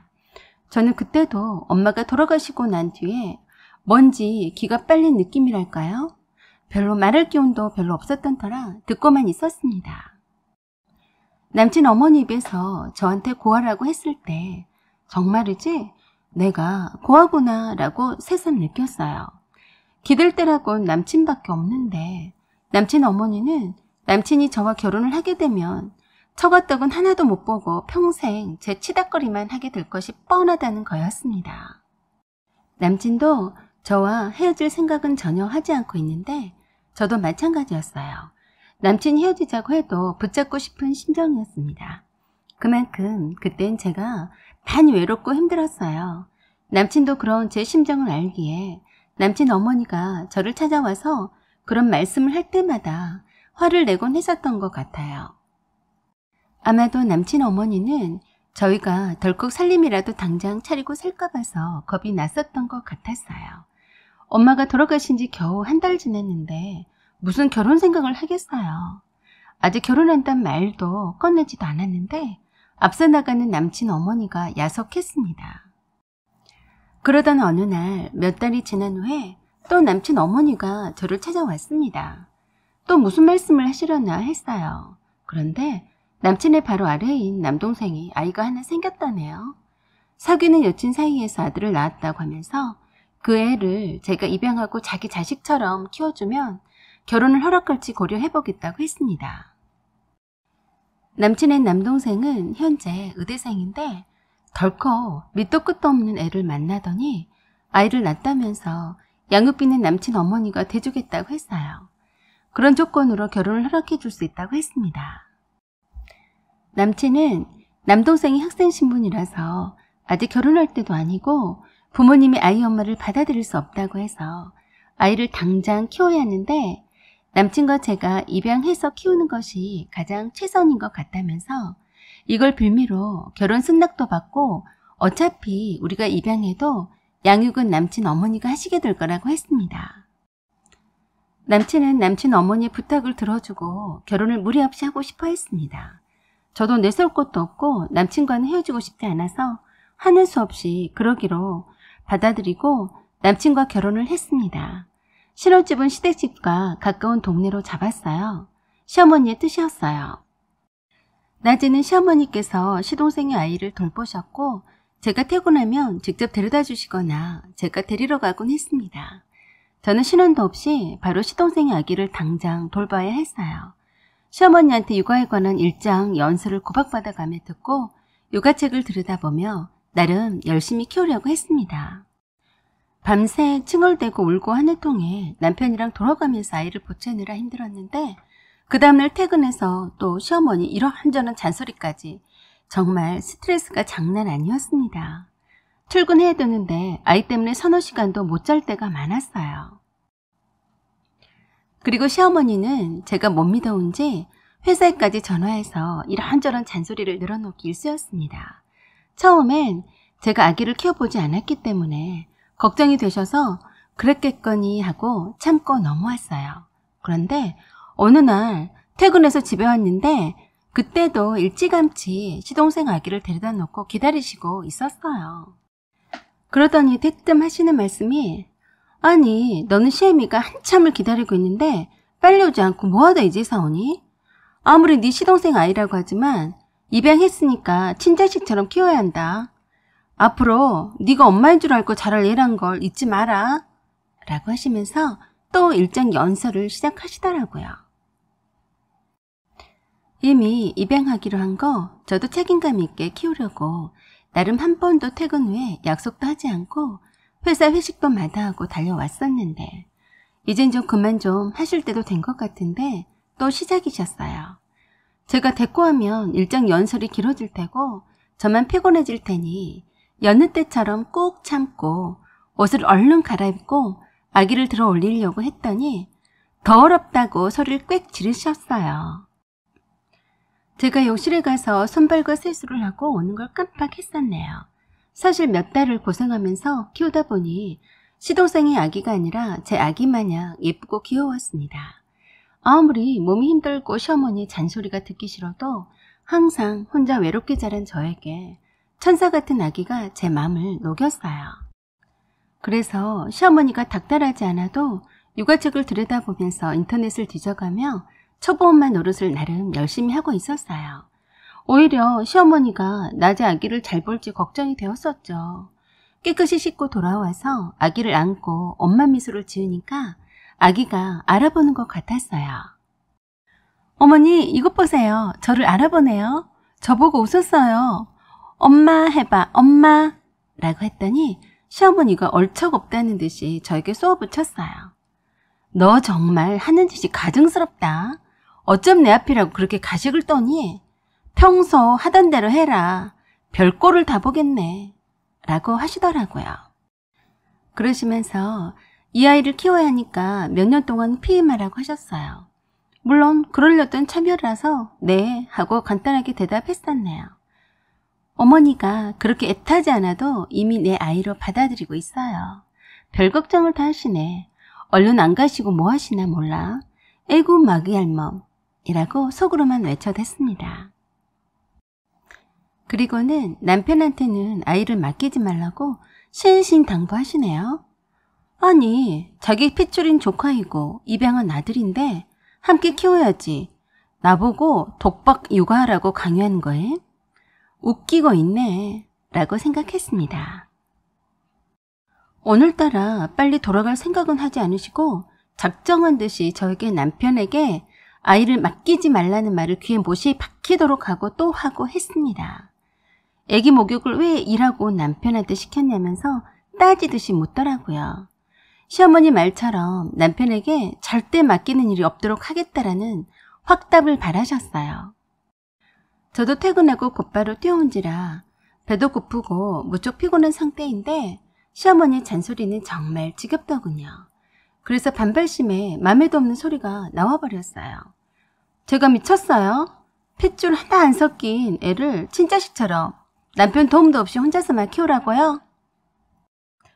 아기를 바로 시어머니 앞에 내려다 놓고 말했습니다. 그렇게 못 믿어오시면 저보고만 애를 보라고 한 것도 웃기시네요. 어머니가 아예 데려다 키우세요. 내 조카도 아니고 내가 낳은 것도 아닌데 제가 키울 의무가 없네요. 데려가세요. 이젠 잔소리도 지겹네요. 라고 했습니다. 제가 항상 수더분이 시어머니 말씀에 토를 달지 않고 네네 하고 했었는데 갑자기 말과 톤이 바뀌면서 대꾸를 하니까 기절초풍하더라고요. 그러면서 시어머니가 어디다 시애미한테 말대꾸냐고 하면서 제 뺨을 세게 쳤습니다. 그러자 저도 어디서 그런 용기가 났는지 모르지만 시어머니 뺨을 세게 맞받아 쳤어요. 시어머니가 완전 예상 바뀐 듯 놀라 자빠지더라고요. 아니, 네가 지금 시애미 뺨을 때려? 하시면서 저한테 다시 달려들려고 하길래 살짝 발을 걸었더니 대자로 앞으로 고꾸라지면서 모서리에 얼굴을 박으시고는 눈탱이가 밤탱이가 된 것처럼 단번에 부어올랐습니다. 아이고 하면서 소리를 지르면서 눈을 감싸 안고 나중내 소리를 하시더군요. 그 소리에 아기가 놀라서 울었어요. 저는 놀라 자빠져서 다친 시어머니보다도 아기를 먼저 안아들고 얼르고 있었어요. 이왕 이렇게 된 거 어쩔 수 없다고 생각했습니다. 죽기 아니면 까무러치기다 라고 생각했었죠. 그때 마침 남편이 퇴근해서 집에 들어왔습니다. 저는 울고 있는 아기를 안고 서서 얼르고 있었고 시어머니는 얼굴을 감싸며 통곡하고 있었어요. 남편을 보더니 더 심하게 아글아글 쓰시더군요. 남편이 놀라서 시어머니한테 달려가서 괜찮냐고 하니까 며느리가 때렸다고 하셨습니다. 남편이 그 말을 듣고 아기를 안고 있는 저를 쳐다봤어요. 저는 손사래를 치면서 시어머니가 넘어져서 모서리에 부딪힌 거라고 했습니다. 그럼 그렇지 하고는 병원에 가자면서 시어머니를 억지로 끌고 나갔습니다. 한바탕 전쟁을 치른 것 같았어요. 아기도 시어머니 소리 지르는 것 때문에 경기 일으킨 듯이 깜짝깜짝 놀라더니 그제서야 안정을 찾은 듯이 빵긋빵긋 웃었습니다. 시어머니 뺨을 때린 후폭풍이 조금 걱정이 되었어요. 남편에게 분명히 며느리가 자기 뺨을 때렸다고 일러 바칠 것이고 아버님한테도 노래를 부를 게 뻔했네요. 아니나 다를까 남편이 저에게 말하기를 제가 시어머니 뺨도 때리고 얼굴도 쳤다고 했다네요. 저는 시어머니 뺨 때린 적도 없고 얼굴도 친 적이 없다고 했습니다. 오히려 시어머니가 제 뺨을 때렸다고 했어요. 남편은 제 말을 철석같이 그대로 믿었어요. 당연히 제가 시어머니한테 그럴 사람이 아니라고 생각했던 거죠. 아니나 다를까 그날 저녁에 아버님께서 남편한테 당장 오라고 호통치셨어요. 남편은 아버님께 시어머니가 거짓말하신 거라고 하면서 가지 않겠다고 했습니다. 그러자 제가 남편에게 가자고 했습니다. 오늘 일어난 일은 오늘 안에 마무리 짓자고 했었죠. 그래서 아기를 싸안고 시어머니 댁으로 갔습니다. 눈탱이가 밤탱이가 된 시어머니 몰골을 보니 속이 다 시원했습니다. 아버님이 저에게 시어머니 앞에 무릎 꿇고 빌라고 하셨어요. 그래서 제가 잘못한 것이 없어서 무릎 꿇고 빌지 않겠다고 했고 오히려 뺨 때린 시어머니가 용서를 빌어야 하는 것 아니냐고 대꾸했습니다. 그리고 시어머니 앞에 아기를 놓아두고 말했어요. 아기는 정말 잘 키우려고 했지만 시어머님의 욕과 뺨까지 맞아가면서 키울 생각은 없습니다. 앞으로는 키우지 않겠으니 저희 집에 데려오지 마시고 알아서들 하세요.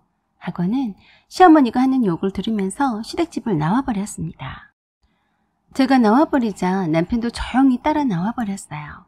제가 얼마나 아기를 이뻐하고 애지중지 키웠는지를 남편도 알고 있었기 때문에 키우지 않겠노라고 했던 제 말에 토를 달지 않더군요. 여전히 남편은 제가 시어머니 뺨을 때리지 않았는데 어머니가 억지 쓰는 거라고 생각했습니다. 저는 더 이상 이렇게 살 수는 없다고 생각했습니다. 시어머니와 저는 함께 이런 식으로 살다간 평생 못 볼 꼴을 보면서 살아야 하는데 결국엔 상처투성이만 남다가 서로 헤어질 바에야 일찌감치 혼인신고도 안 되어 있을 때 헤어지는 게 맞다고 생각했습니다. 그래서 남편에게 말을 했습니다. 시어머니가 뺨을 때리길래 나도 시어머니 뺨을 때려놓으라고 말을 했습니다. 그리고 앞으로도 그런 일이 계속 생길 건데 저는 이렇게는 못 산다고 했습니다. 그래서 서로 헤어지는 게 답이다라고요.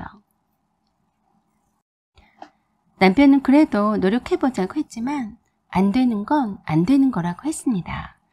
시어머니와 치고받는 싸움을 하는데 언제까지 남편이 내 편이 되어줄지도 의문이고 그런 생활이 행복할 리 없다고 했습니다.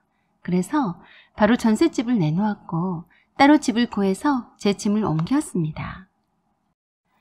저의 변함없는 완강한 태도에 남편은 한 발 물러선 표정이었고 언제고 재결합을 할 여지를 남겨두려고 했지만 저는 아니었어요. 시어머니는 시동생을 완벽한 총각으로 둔갑시켜서 열쇠고리 몇 개 달고 오는 며느리감 욕심 때문에 시동생의 아기를 저에게 떠넘기려고 했었는데 예상치 못하게 제가 남편과 헤어지게 되자 무척 당황했을 겁니다. 헤어진 뒤에도 시어머니가 많이 후회하고 있다면서 남편이 계속 재결합을 원했지만 이미 한번 떠난 마음이 돌아서질 않더군요. 시어머님이 후회한다는들 인간이 그리 쉽게 변하겠어요? 그래서 조카 입양해서 잘 키우는 여자 잘 만나라고 해주었습니다. 그리고 몇 년 뒤에 저는 새로운 사람을 만났습니다. 그 사람은 한번 이혼한 경력이 있는 의사였어요. 부잣집 딸을 선팅으로 만났는데 그 여자에겐 이미 오래도록 사귀던 남친이 있었대요. 그런데 결혼 후에도 계속 그 남친을 만나고 다녀서 결국엔 이혼을 했다더군요. 제가 외로움을 많이 타고 혼자 사는 것이 안쓰러워 했던 친구가 소개시켜준 사람이었습니다. 그 사람도 부모님을 일찍 여의고 작은아버지 밑에서 자랐다고 했습니다. 어렸을 때부터 눈칫밥을 먹고 자라서인지 공부를 더욱 열심히 했다고 했습니다. 기존에 남겨주신 부모님 재산으로 학비를 다 대었지만 외롭게 어린 시절을 보냈다고 하더군요. 괜히 마음이 가고 잘해주고 싶은 사람이었어요. 서로 말도 잘 통하고 의사이면서도 욕심이 별로 없는 사람이었습니다. 그래서 저는 그와 결혼을 했어요. 혼인신고도 미루지 않고 바로 했습니다. 어느 날 은행 일을 보려고 반차를 내고 남편 병원에 잠깐 들렸습니다. 남편과 직원들에게 아이스크림과 음료수를 넉넉히 사서 돌리고 남편 얼굴도 좀 볼 겸 그리고 병원에 내원하는 환자 수도 체크 겸 해서 들렀었죠. 한마디로 병원 내부가 어찌 돌아갔는지 한 번씩 내다보곤 했습니다. 수학과라서 꽤나 병원 안이 시끌벅적했어요.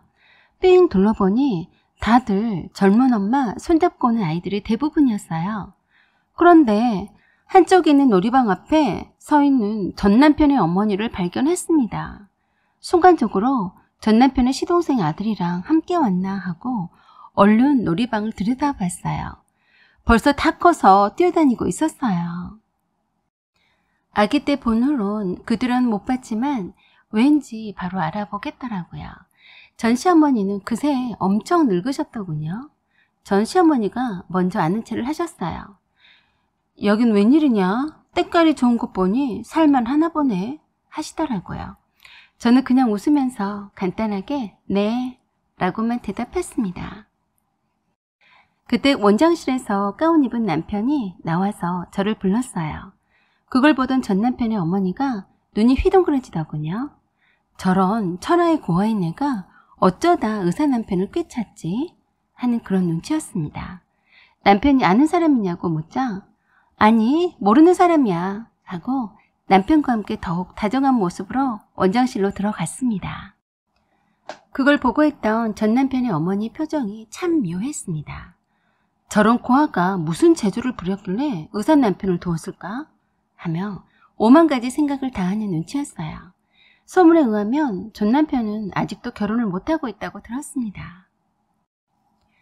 의사가 된 시동생도 어느 부잣집 딸들이 총각 의사들도 많은데 애 딸린 남자한테 시집 오려 하겠습니까? 아무튼 저는 전 남편이랑 헤어져서 지금의 남편을 만났으니 대박난 것 같은데 시동생이 자식이라도 친자식처럼 이쁘게 키우려 했던 며느리에게 못되게 굴더니 둘 다 아직 장가도 못 가고 쪽박 차셨네요. 전 남편은 저와 헤어진 이후에도 저와 재결합을 시도했지만 결국엔 제가 지금의 남편과 결혼해버리자 시어머니를 원망하며 사이가 더 안 좋아진 것 같더라고 들었습니다. 아무튼 제 조카는 아니지만 전 남편의 조카 아이를 심성 고운 바른 아이로 잘 키웠으면 하는 바람입니다. 사연은 여기까지입니다. 여러분의 생각과 의견을 댓글로 남겨주세요. 구독 꼭 눌러주시고 좋아요 그리고 알림 설정 부탁드립니다. 여기까지 시청해주셔서 감사드립니다. 안녕하세요. 오만사입니다. 제가 결혼까지 생각했던 전에 사귀었던 남친과 헤어진 사연입니다. 지금은 저는 결혼을 해서 아들과 딸을 낳고 잘 살고 있지만 한 번씩 다른 사람들의 사연글을 읽다 보니 생각이 나곤 합니다. 제 남친은 저를 만나기 직전에 의대를 다니던 여자친구가 있었어요. 한마디로 둘이 서로 죽고 못 살 정도로 각별한 사이였던 것 같았습니다. 저를 만나게 된 것은 남친이 의대를 다니던 여자친구 헤어진 지 몇 개월이 지난 후에 만났었고요. 워낙에 남친이 의대 다니던 여친과 떠들썩하게 소문을 내고 다니면서 사귀었던 터라 남친의 주변 사람들이 모르는 사람이 없을 정도였어요. 저도 남친을 처음 소개받고 만났을 때도 이미 알고 있었으니까요. 뭐 그건 문제가 되지 않았습니다. 처음 만남부터 저는 남친이 마음에 들었습니다. 매력적인 호남형이어도 함부로 바람을 필 것 같지 않은 사람이었거든요. 생각하는 사고방식도 저와 닮은 점도 많았고 일단 남자가 줏대가 있어 보였습니다. 저희 친정아버지가 이런저런 핑계로 사업을 한답시고 별 이상한 바람을 다 피우고 다니셨거든요. 그 때문에 엄마가 힘들어하시는 모습을 많이 봐왔던 터라서 제가 남자를 보는 1순위가 바람 안 필 것 같은 남자였습니다. 거기에다가 뭐든지 진지하고 열심히 하는 모습이 마음에 쏙 들더라고요. 남친이 먼저 저에게 결혼을 빨리 하고 싶어 했습니다. 그래서 자기 부모님께 말씀을 드렸던 모양이에요. 저는 아직은 급할 것은 없었고 더 충분히 사귄 다음에 결혼을 해도 늦지 않다고 생각하고 있던 중이었어요. 그런데 갑자기 남친의 부모님이 저를 데리고 집으로 오라고 했습니다. 가볍게 놀러 오라고 했었죠. 저도 남친 집 어떤지 궁금하기도 했기 때문에 그저 가벼운 마음으로 놀러 가기로 했어요. 남친의 아버지는 전문직 종사자였어요. 여기서는 밝히지는 않겠습니다. 괜히 그쪽에 종사하시는 분들이 편견을 가질까 싶어서예요. 굉장히 멋쟁이 남친의 어머니가 저를 맞이해 주시는데 그렇게 반가워하는 눈치는 아니었어요. 그저 가볍게 남친 집에 놀러 가는 거라서 남친의 어머니가 꽃을 좋아한다고 해서 꽃을 하나름 사들고 갔는데 남친의 여동생이 그러더라고요. 언니, 처음 인사로 온 건데 꽃만 딸랑 들고 온 거예요? 라고 하는데 솔직히 약간 당황했었죠. 아, 그게 저는 오늘 인사로 오는 게 아니고 그냥 놀러 오라고 해서 온 건데요. 언니 센스가 없네. 우리 오빠랑 결혼할 생각으로 찾아온 곳 아니었어요? 그러자 옆에서 남친이 말 조심하라고 제지시켰지만 그런 남친에게 남친 어머니가 살짝 흘기는 것 같더라고요. 잘 차려진 점심 식사는 잘 대접을 받았고 손님으로 왔지만 잘 얻어먹은 답례로 설거지를 도와드리려고 했더니 남친도 함께 설거지를 돕겠다고 하더라고요. 그런 후에 남친의 어머니가 후식으로 수박과 과일을 준비를 하는 동안에 남친이 제게 커피를 내어주고 남친 방을 구경시켜줬어요. 남친과 편하게 앉아서 얘기를 나누고 있는데 남친의 여동생이 와서 그러는 겁니다. 언니, 제가 미리 말을 해주는데요. 예단을 해주실 거면 웬만하면 이걸로 해주세요. 라고 보여주는 사진을 보고 놀랐습니다. 샤넬 명품백이었어요. 그러면서 자긴 웬만한 명품백은 다 있으니 다른 것은 양해도 안 찬다면서 꼭 그 모델로 원한다고 하면서 잘 기억해뒀다가 그걸로 주라고 아주 당당히 요구하는데 깜짝 놀랐습니다. 언니, 제가 톡으로 사진 보내니까 다른 걸로 할 생각하지 말고 꼭 그걸로 부탁해요. 제가 갖고 싶었던 거니까요. 옆에서 남친이 헛소리 그만하고 당장 방에서 나가라고 하니까 그냥 웃으면서 나가는데 남친의 여동생이 나이도 어리지도 않은데 참 맹랑하고 웃긴 아가씨네 라고 생각했습니다. 어디 처음 본 오빠의 여친한테 그런 결례를 범했는지 내 동생이었다면 제가 가만 놔두진 않았을 겁니다. 남친은 그저 짤막하게 저희가 원래는 버릇없이 커서 지 멋대로야. 미안해. 라고 해서 그러려니 했어요. 그리고 거실로 나와서 과일을 먹으라는 남친 어머니의 부름에 나갔더니 남친 어머니가 무슨 사진 몇 장을 가져와서 저에게 보여줬습니다. 큰 집의 며느리가 약사인데 예단비랑 예물을 해온 것을 찍은 거다. 우리 집안은 원래 며느리가 예단 예물을 해오는 날에는 다 친척들을 불러서 잔치를 하는 것이 전통이다. 그러니까 참고하라는 의미로 그 사진을 갖고 있다가 다른 친지분들한테 부끄럽지만 않게만 해오면 된다. 이렇게 솔직하게 말을 해주어야 나중에 혼선이 없을 것 아니니? 저는 순간 깜짝 놀랄 수밖에 없었어요. 이불이며 시부모님의 식기 세트며 샤넬 명품백이며 고가 명품 시계며 명품 남자 가방이며 한우 고기 세트며 금봉투에 쌓여서 보란듯이 펼쳐져 있는 지폐 다발이며 제가 놀란 표정을 짓자 바로 남친 어머니가 그러시더라고요. 그 정도의 구색을 맞출 정도가 아니면 우리 집안의 며느리로는 받아들일 수가 없다. 그래서 미리 말해주려고 오라고 한 거다. 그랬더니 옆에서 남친이 그러는데 더 웃겼어요. 엄마, 어련히 알아서 할 건데 미리부터 이러실 필요는 없잖아요. 그만하세요. 그래도 아랑곳도 하지 않고 저에게 말씀을 하시더라고요. 듣자 하니 아가씨네 아버지가 사업을 좀 크게 하신다고 들었으니까 이 정도는 부담스러워하지 않을 거라고 봐요. 나도 딸 키우는 입장에서 예단 예물이 다 허례허식이다 라고 생각했었는데 막상 닥치고 보니까 그게 아니더라고요. 그리고 옆에서 남친의 여동생이 또 한 번 그러더라고요. 언니, 제가 말한 그 샤넬백 잊지 마세요. 남친은 옆에서 계속 툴툴대면서도 크게 화를 내진 않았습니다. 아마도 남친도 다들 그렇게 하나보다 라고 생각하는 것 같아 보였어요. 저는 그냥 그 사진들을 보면서 기분이 별로 좋지 않았고 실망이 되었습니다. 아무 말도 하지 않고 묵묵히 있자 남친의 어머니가 그러더라고요. 거듭 부탁을 하지만 다른 친척들한테 시부모가 낯크게 있는 일은 없게 해요. 그래서 제가 말씀을 드렸었죠. 죄송하지만 저는 오늘 여기에 그냥 놀러 온 겁니다. 물론 정수 씨와 결혼을 고려하고 있습니다만 할지 안 할지는 아직은 모르는 일이고요. 그러면 내 아들과 결혼을 할 생각이면 그 사진들을 참고하면 되겠네요. 상당히 차갑고 냉정한 말투였습니다. 저는 그때서야 깨달았습니다. 남친과 제가 만나고 있는 사실을 별로 좋아하지도 않고 더군다나 결혼은 반대하고 있다는 것을요. 그러니까 이렇게 무례하게 나온 거라고요. 아니나 다를까 이런 장면에도 한마디도 하지 않던 남친의 아버지가 무슨 생각에서인지 저에게 잠깐 서재로 따라오라고 하셨어요. 저에게 할 말이 있다는 말에 남친이 조금 긴장을 하는 듯 했지만 저만 단둘이 하고 싶은 얘기가 있으니 남친에게 밖에서 기다리라고 하셔서 무슨 말씀을 하시려고 저러시나 싶어 긴장이 되더라고요. 내가 솔직하게 효영양에게 말할게요. 너무 섭섭하게 듣지는 말아줬으면 해요. 우리는 효영양이 우리 집의 며느리로는 과분하다고 생각은 하고 있어요.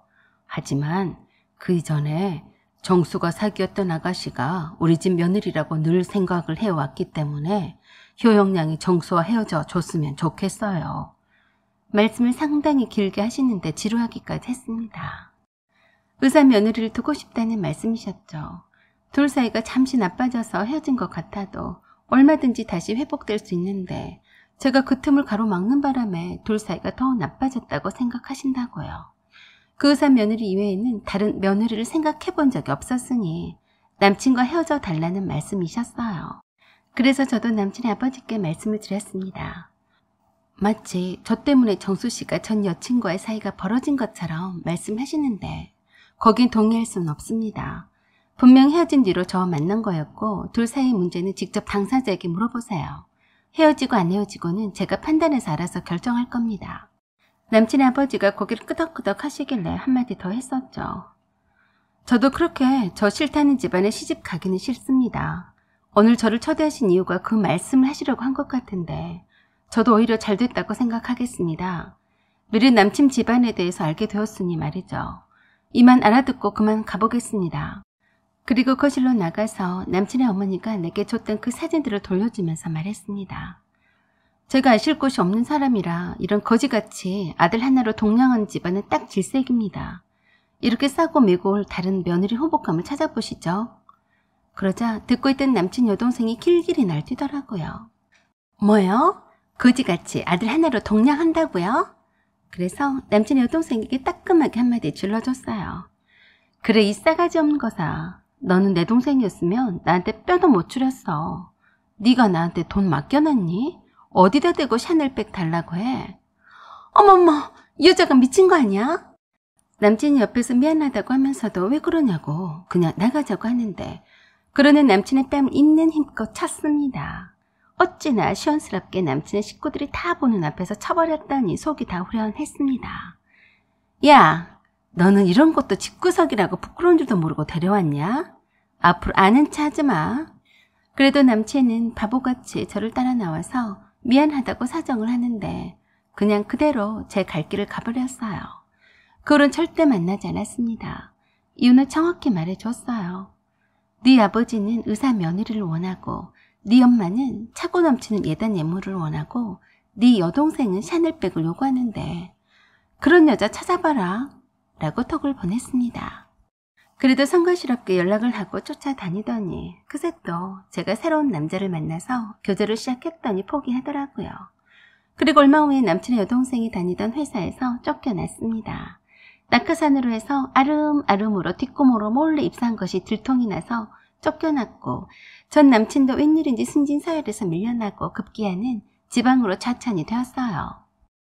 남친 인사부장한테 달려가서 왜 지방으로 발령해놨냐고 항의를 하러 갔는데 그러더라네요.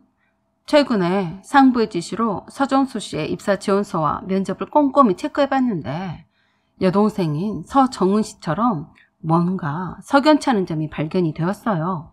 당시 면접관이던 사람과 당신의 부친이 서로 선후배 관계로서 친한 사이라는 걸 밝혀낸 겁니다. 새로 부임해온 기획실 부장님이 젊으신 분이라서 클린한 경영을 외치시거든요. 그래서 남친의 아버지가 회사에 새로 부임해온 기획실 부장님이 실세라는 소문을 듣고 찾아왔습니다. 그동안 회사에 있는 윗분들과 친분을 자랑했던 탓에 기획실 부장님과의 면담을 성사시켰던 거죠. 기획실 부장 비서의 안내에 따라서 들어갔던 전 남친의 아버지 얼굴은 부장의 얼굴을 본 순간 사색이 되어버렸습니다. 그럴 수밖에요. 바로 저였으니까요. 그냥 하고 싶은 말은 하나도 못한 채 돌아갔습니다. 오히려 제가 물었었죠. 그렇게 의사 며느리를 보고 싶으니 저에게 나가 떨어지라고 하시더니 의사 며느리를 보셨어요? 그러자 아무 말도 하지 않고 있다가 겨우 쥐꼬리만한 목소리로 아들의 발령 때문에 왔다고 해서 아들의 발령을 왜 아버지가 신경을 쓰냐고 했더니 그냥 아무 말도 없이 있다가 바로 돌아갔습니다. 그대로 전남친은 잦은 퇴사를 했습니다. 저는 전남친과 헤어진 뒤로 그동안 친정아버지가 사업 파트너였던 그 회사의 대표이사 아들을 사위를 삼고자 눈여겨보고 있었는데 전남친을 떼내려고 만났던 건데 천생연분이었네요. 그래서 남편과 함께 회사에 다니고 있던 중이었습니다. 그때 전 남친 집에 미리 놀러라고 해서 가보지 않았다면 지금은 남편을 만나서 아들과 딸을 낳고 행복하게 잘 살 수 있었을까요? 지금 다시 생각을 해봐도 전 남친과 헤어진 것이 얼마나 다행한 일인 줄 모르겠네요. 사연은 여기까지입니다. 구독과 좋아요 부탁드려요. 감사합니다. 안녕하세요. 오면사입니다. 우연히 결혼할 남친과 아버지를 만나러 갔다가 충격적인 장면을 목격하고 기겁을 하고 함께 뛰쳐나왔습니다. 라는 내용입니다. 오늘의 사연 시작하겠습니다. 저는 30대 초반으로 결혼을 약속한 남자친구가 있습니다. 5년 동안 사귀어 왔는데 양쪽 부모님도 서로 잘 알고 계십니다. 별다른 사건이 없으면 저희 둘을 결혼할 것으로 모두들 예상했었죠. 아버지가 전문직 종사자이셔서 개인 사무실을 갖고 계시는데 어쩌다 한 번씩 아빠 사무실에 찾아가곤 합니다. 그날은 토요일인데 아빠가 사무실에 급한 볼일이 있다고 하시면서 출근하셨다고 했어요.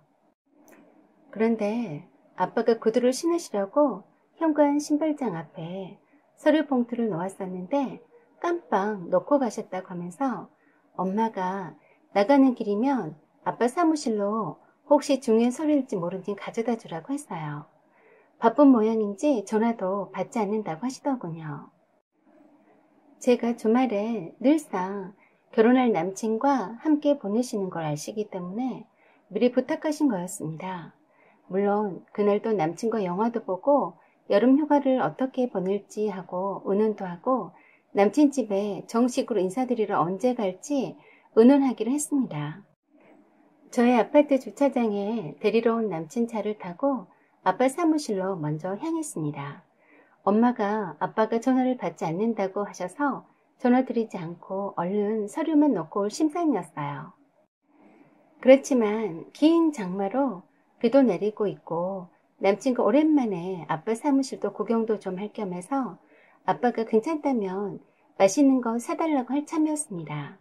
아빠 사무실은 2층이라서 바로 계단으로 올라갔습니다.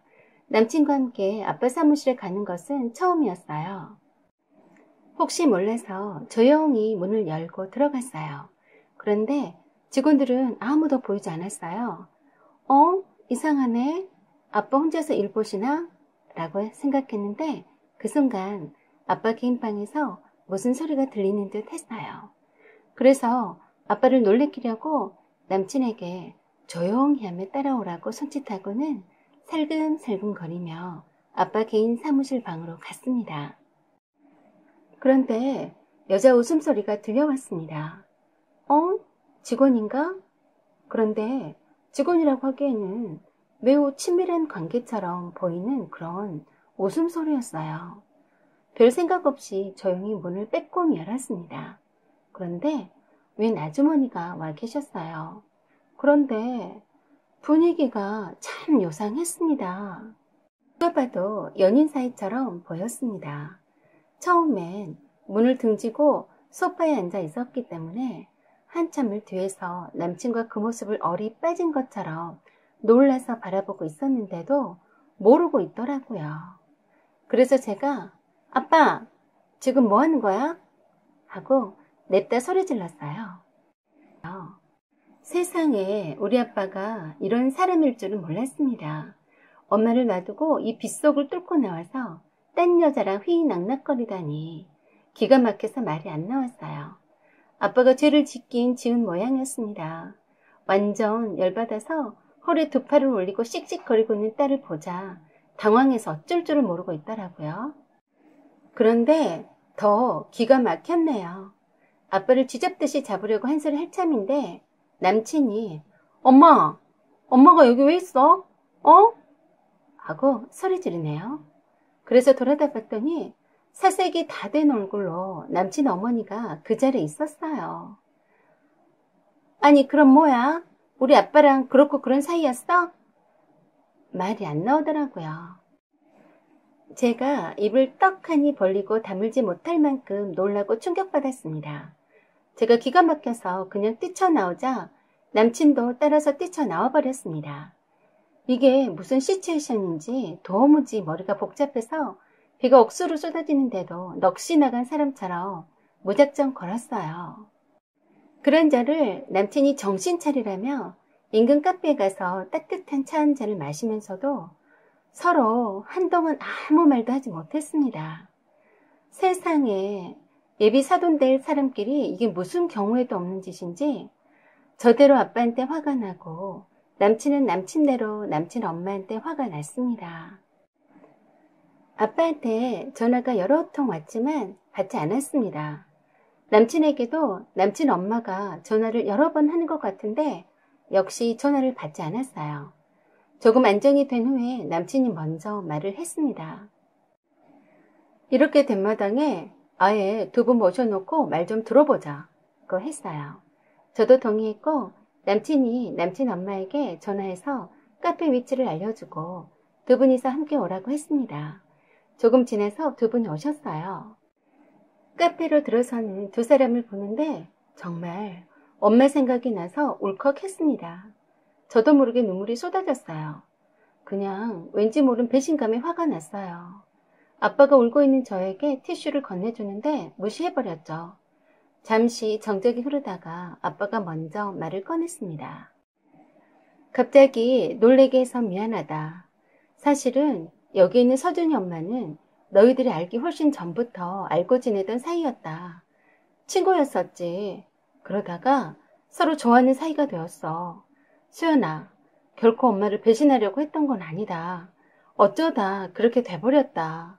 라고 했습니다. 남친 엄마는 그때까지도 한 말 없이 아빠가 하는 얘기만 고개 숙이고 듣고 있었어요. 그리고 아빠는 연이어서 서준이 엄마랑 내가 가까운 사이라 해도 변하는 것은 없다. 너희들의 결혼은 예정대로 할 것이고 서준이 엄마랑은 사돈으로 남는 거다 라고 하셨어요. 그래서 제가 답답하다는 듯이 아빠, 지금 우리 결혼하는 게 문제야? 아빠가 엄마 몰래 바람 피운 게 문제잖아. 엄마가 불쌍하지 않아? 엄마는 아빠가 바빠서 일하러 나가시는 줄 아는데 이렇게 딴 여자를 만나고 다녀도 되는 거냐고 했더니 미안하다고만 하시고는 할 말이 없는지 입을 다물었어요. 그러자 남친이 남친 엄마에게 엄마는 언제부터 장인어른과 가까워진 거야? 계속 아빠 속이고 이럴 생각이었어? 이해가 안 되네. 나랑 수연이가 결혼할 걸 뻔히 알면서도 그랬다는 게 하면서 남친이 남친 엄마를 몰아세우자 아빠가 뭐나 되는 것처럼 꼴사납게 남친 엄마를 두둔하더라고요. 정말 그런 아빠가 얄미웠습니다. 서준이 엄마는 잘못 없다. 그냥 내가 좋아서 그런 거다.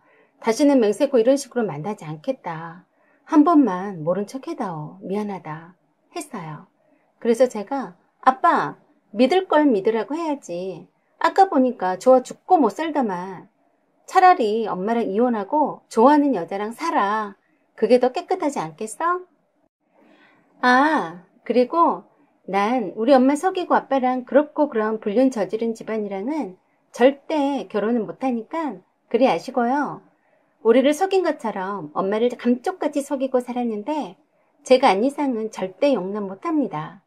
오늘 우리한테 들키지 않았다면 얼마나 속였을까 생각하니 소름이 돋네요. 결혼 못한다는 소리에 남친이 징징 째더라고요. 그러면서 남친 엄마한테 카페에 사람들이 다 쳐다보도록 소리쳤어요. 엄마, 어떻게 할 거야? 나 수연이랑 결혼 못하면 엄마 앞에서 바로 죽어버릴 거야. 라고 했더니 남친 엄마가 제 손을 잡고서 잘못했다면서 한 번만 용서해달라고 하더라고요. 그래서 제가 저한테 용서를 비실 게 아니라 저희 엄마하고 서준이 아빠한테 비셔야죠. 그리고 우리 엄마한테 위자료를 두둑히 준비하셔야 할 거예요. 그동안 우리 엄마를 속이고 두 분이서 별짓을 다 하셨을 테니 보상은 해주셔야죠. 했습니다. 그리고 아빠랑 남친 엄마를 쳐다보면서 두 분이서 우리 엄마에게 정신적 피해 보상으로 어떻게 위자료를 지급하실 건지 잘 고민 한번 해보세요. 하고는 카페를 나와버렸습니다. 남친은 본질은 냅다 던져두고 막상 저와 결혼을 안 한다는 것에만 신경을 쓰고 저를 따라서 쫓아왔어요. 이제 보니 그 엄마의 그 자식이더군요. 순간 콩깍지가 벗겨지면서 저런 모질이 같은 남자를 내가 만나고 있었구나 싶어서 저도 참 한심하다란 생각을 했습니다. 저는 아빠가 딴 여자랑 줄곧 엄마 몰래 바람 피고 있었다는 사실에 화가 나 죽겠는데 기껏 나랑 결혼 못할까 봐서 쫄래쫄래 따라 나오는 꼬락서니가 참 한심스러웠습니다. 뒤따라 나오는 남친 휴대폰을 뺏어들고 남친 아버지에게 전화를 걸었어요. 그러자 남친이 미쳤냐며 아빠한테 들키면 엄마는 바로 죽는다고 연락을 못하게 막더라고요. 그래서 그냥 넘어가라고? 누구 맘대로? 하고는 남친 아버지 전화번호를 따서 바로 전화를 걸었습니다. 저는 다짜고짜로 남친과 제가 두 분이 바람피는 현장을 목격했다고 전했고 급히 오시라고 카페의 위치와 주소를 가르쳐드렸습니다. 뜬금없는 소리에 놀라셨지만 저의 격앙된 목소리에 알았다고 하시면서 바로 출발하신다고 하셨어요. 물론 저희 엄마에게도 자세하게 자초지종을 말씀드렸어요. 엄마는 믿을 수가 없다면서 거짓말이거나 장난질이면 가만두지 않겠다고 하셨어요. 저는 엄마한테 그랬습니다. 엄마, 마음 단단히 먹고 와. 오늘 아빠랑 그냥 끝내버려. 알았지? 하고는 저는 울음을 터뜨리고 말았습니다. 제 전화를 받은 남친 아버지는 곧바로 남친 엄마에게 전화해서 꼼짝 말고 그대로 있으라고 한 모양이었어요. 수연이가 허튼 소리를 하지 않을 애인데 두고 보자고 했는지 남친 엄마가 남친에게 전화해서 혼비백산해서 벌벌 떨면서 남친에게 살려달라고 하는 것 같았습니다. 남친은 제게 이제 아버지가 아셨으니 너네 아버지도 무사하지 못할 거라고 했습니다. 그래서 제가 나쁜 짓을 했는데 무사하면 안 되지. 혼을 놔야지. 안 그래? 했습니다. 그리고 어른들이 알아서 해결하시도록 우린 이제 빠져주자고 했는데 남친은 그럴 수 없다고 하더라고요. 그랬더니 남친이 그러더군요. 아마도 아버지가 엄마가 진짜 바람핀 걸 아시게 되면 엄마를 어떻게 할지 모른다면서 걱정된다고 했습니다. 그래서 저는 그랬어요. 잘 됐네. 무서운 사람이 있어서 잘못했으면 벌을 받아야지 했습니다. 아무튼 그날 구경도 그런 구경거리가 없었습니다. 남친 아버지가 카페에 도착하자마자 자진 납세하며 무릎 꿇고 잘못했다며 빌고 또 빌고 있었고요. 남친 아버지가 몇 마디 꺼내지도 않고 남친한테 다 들었다며 사실이냐고만 물었을 뿐인데 그 카페에 있는 사람들이 모두 쳐다보고 있는데도 부끄러운 줄 모르고 싹싹 빌었습니다. 엄마도 그때쯤에 도착했는데 엄마 앞에서도 무릎 꿇고 잘못했다고 빌었습니다. 아빠도 마지못해 비는 척을 하더라고요.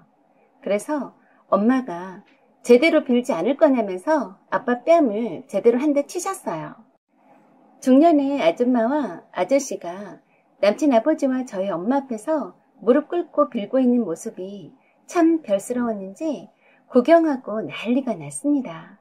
아빠는 끝까지 엄마랑 이혼 안 한다고 버티고 있습니다. 아빠가 유책 배우자이니 징벌적인 위자료 청구가 되면 알거지가 되는 건 시간 문제라서 제발 한 번만 살려달라고 매일 엄마한테 빌고 있어요.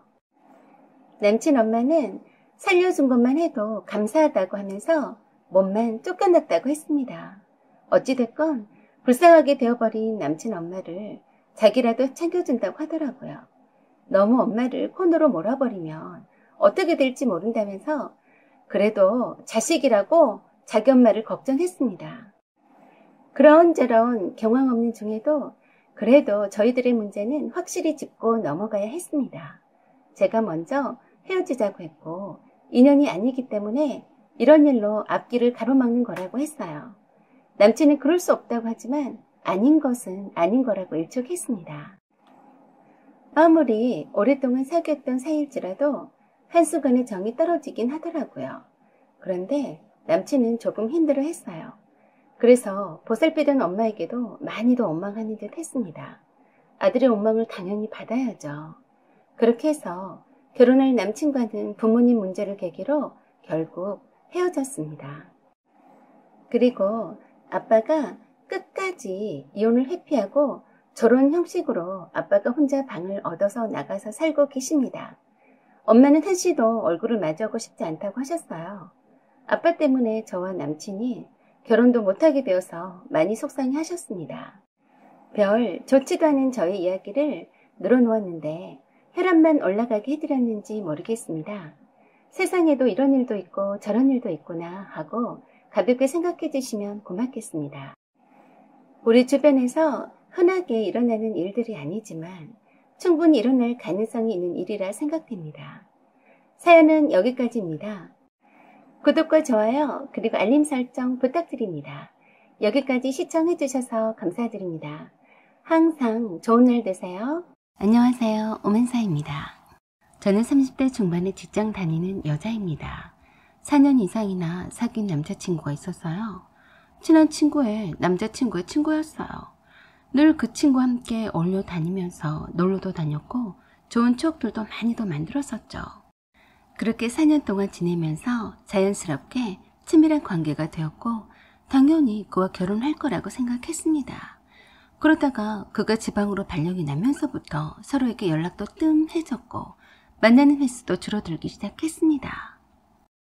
서너 시간이나 걸리는 장거리라서 자주 올라오지도 못했고 올라오라고 하기도 미안했어요.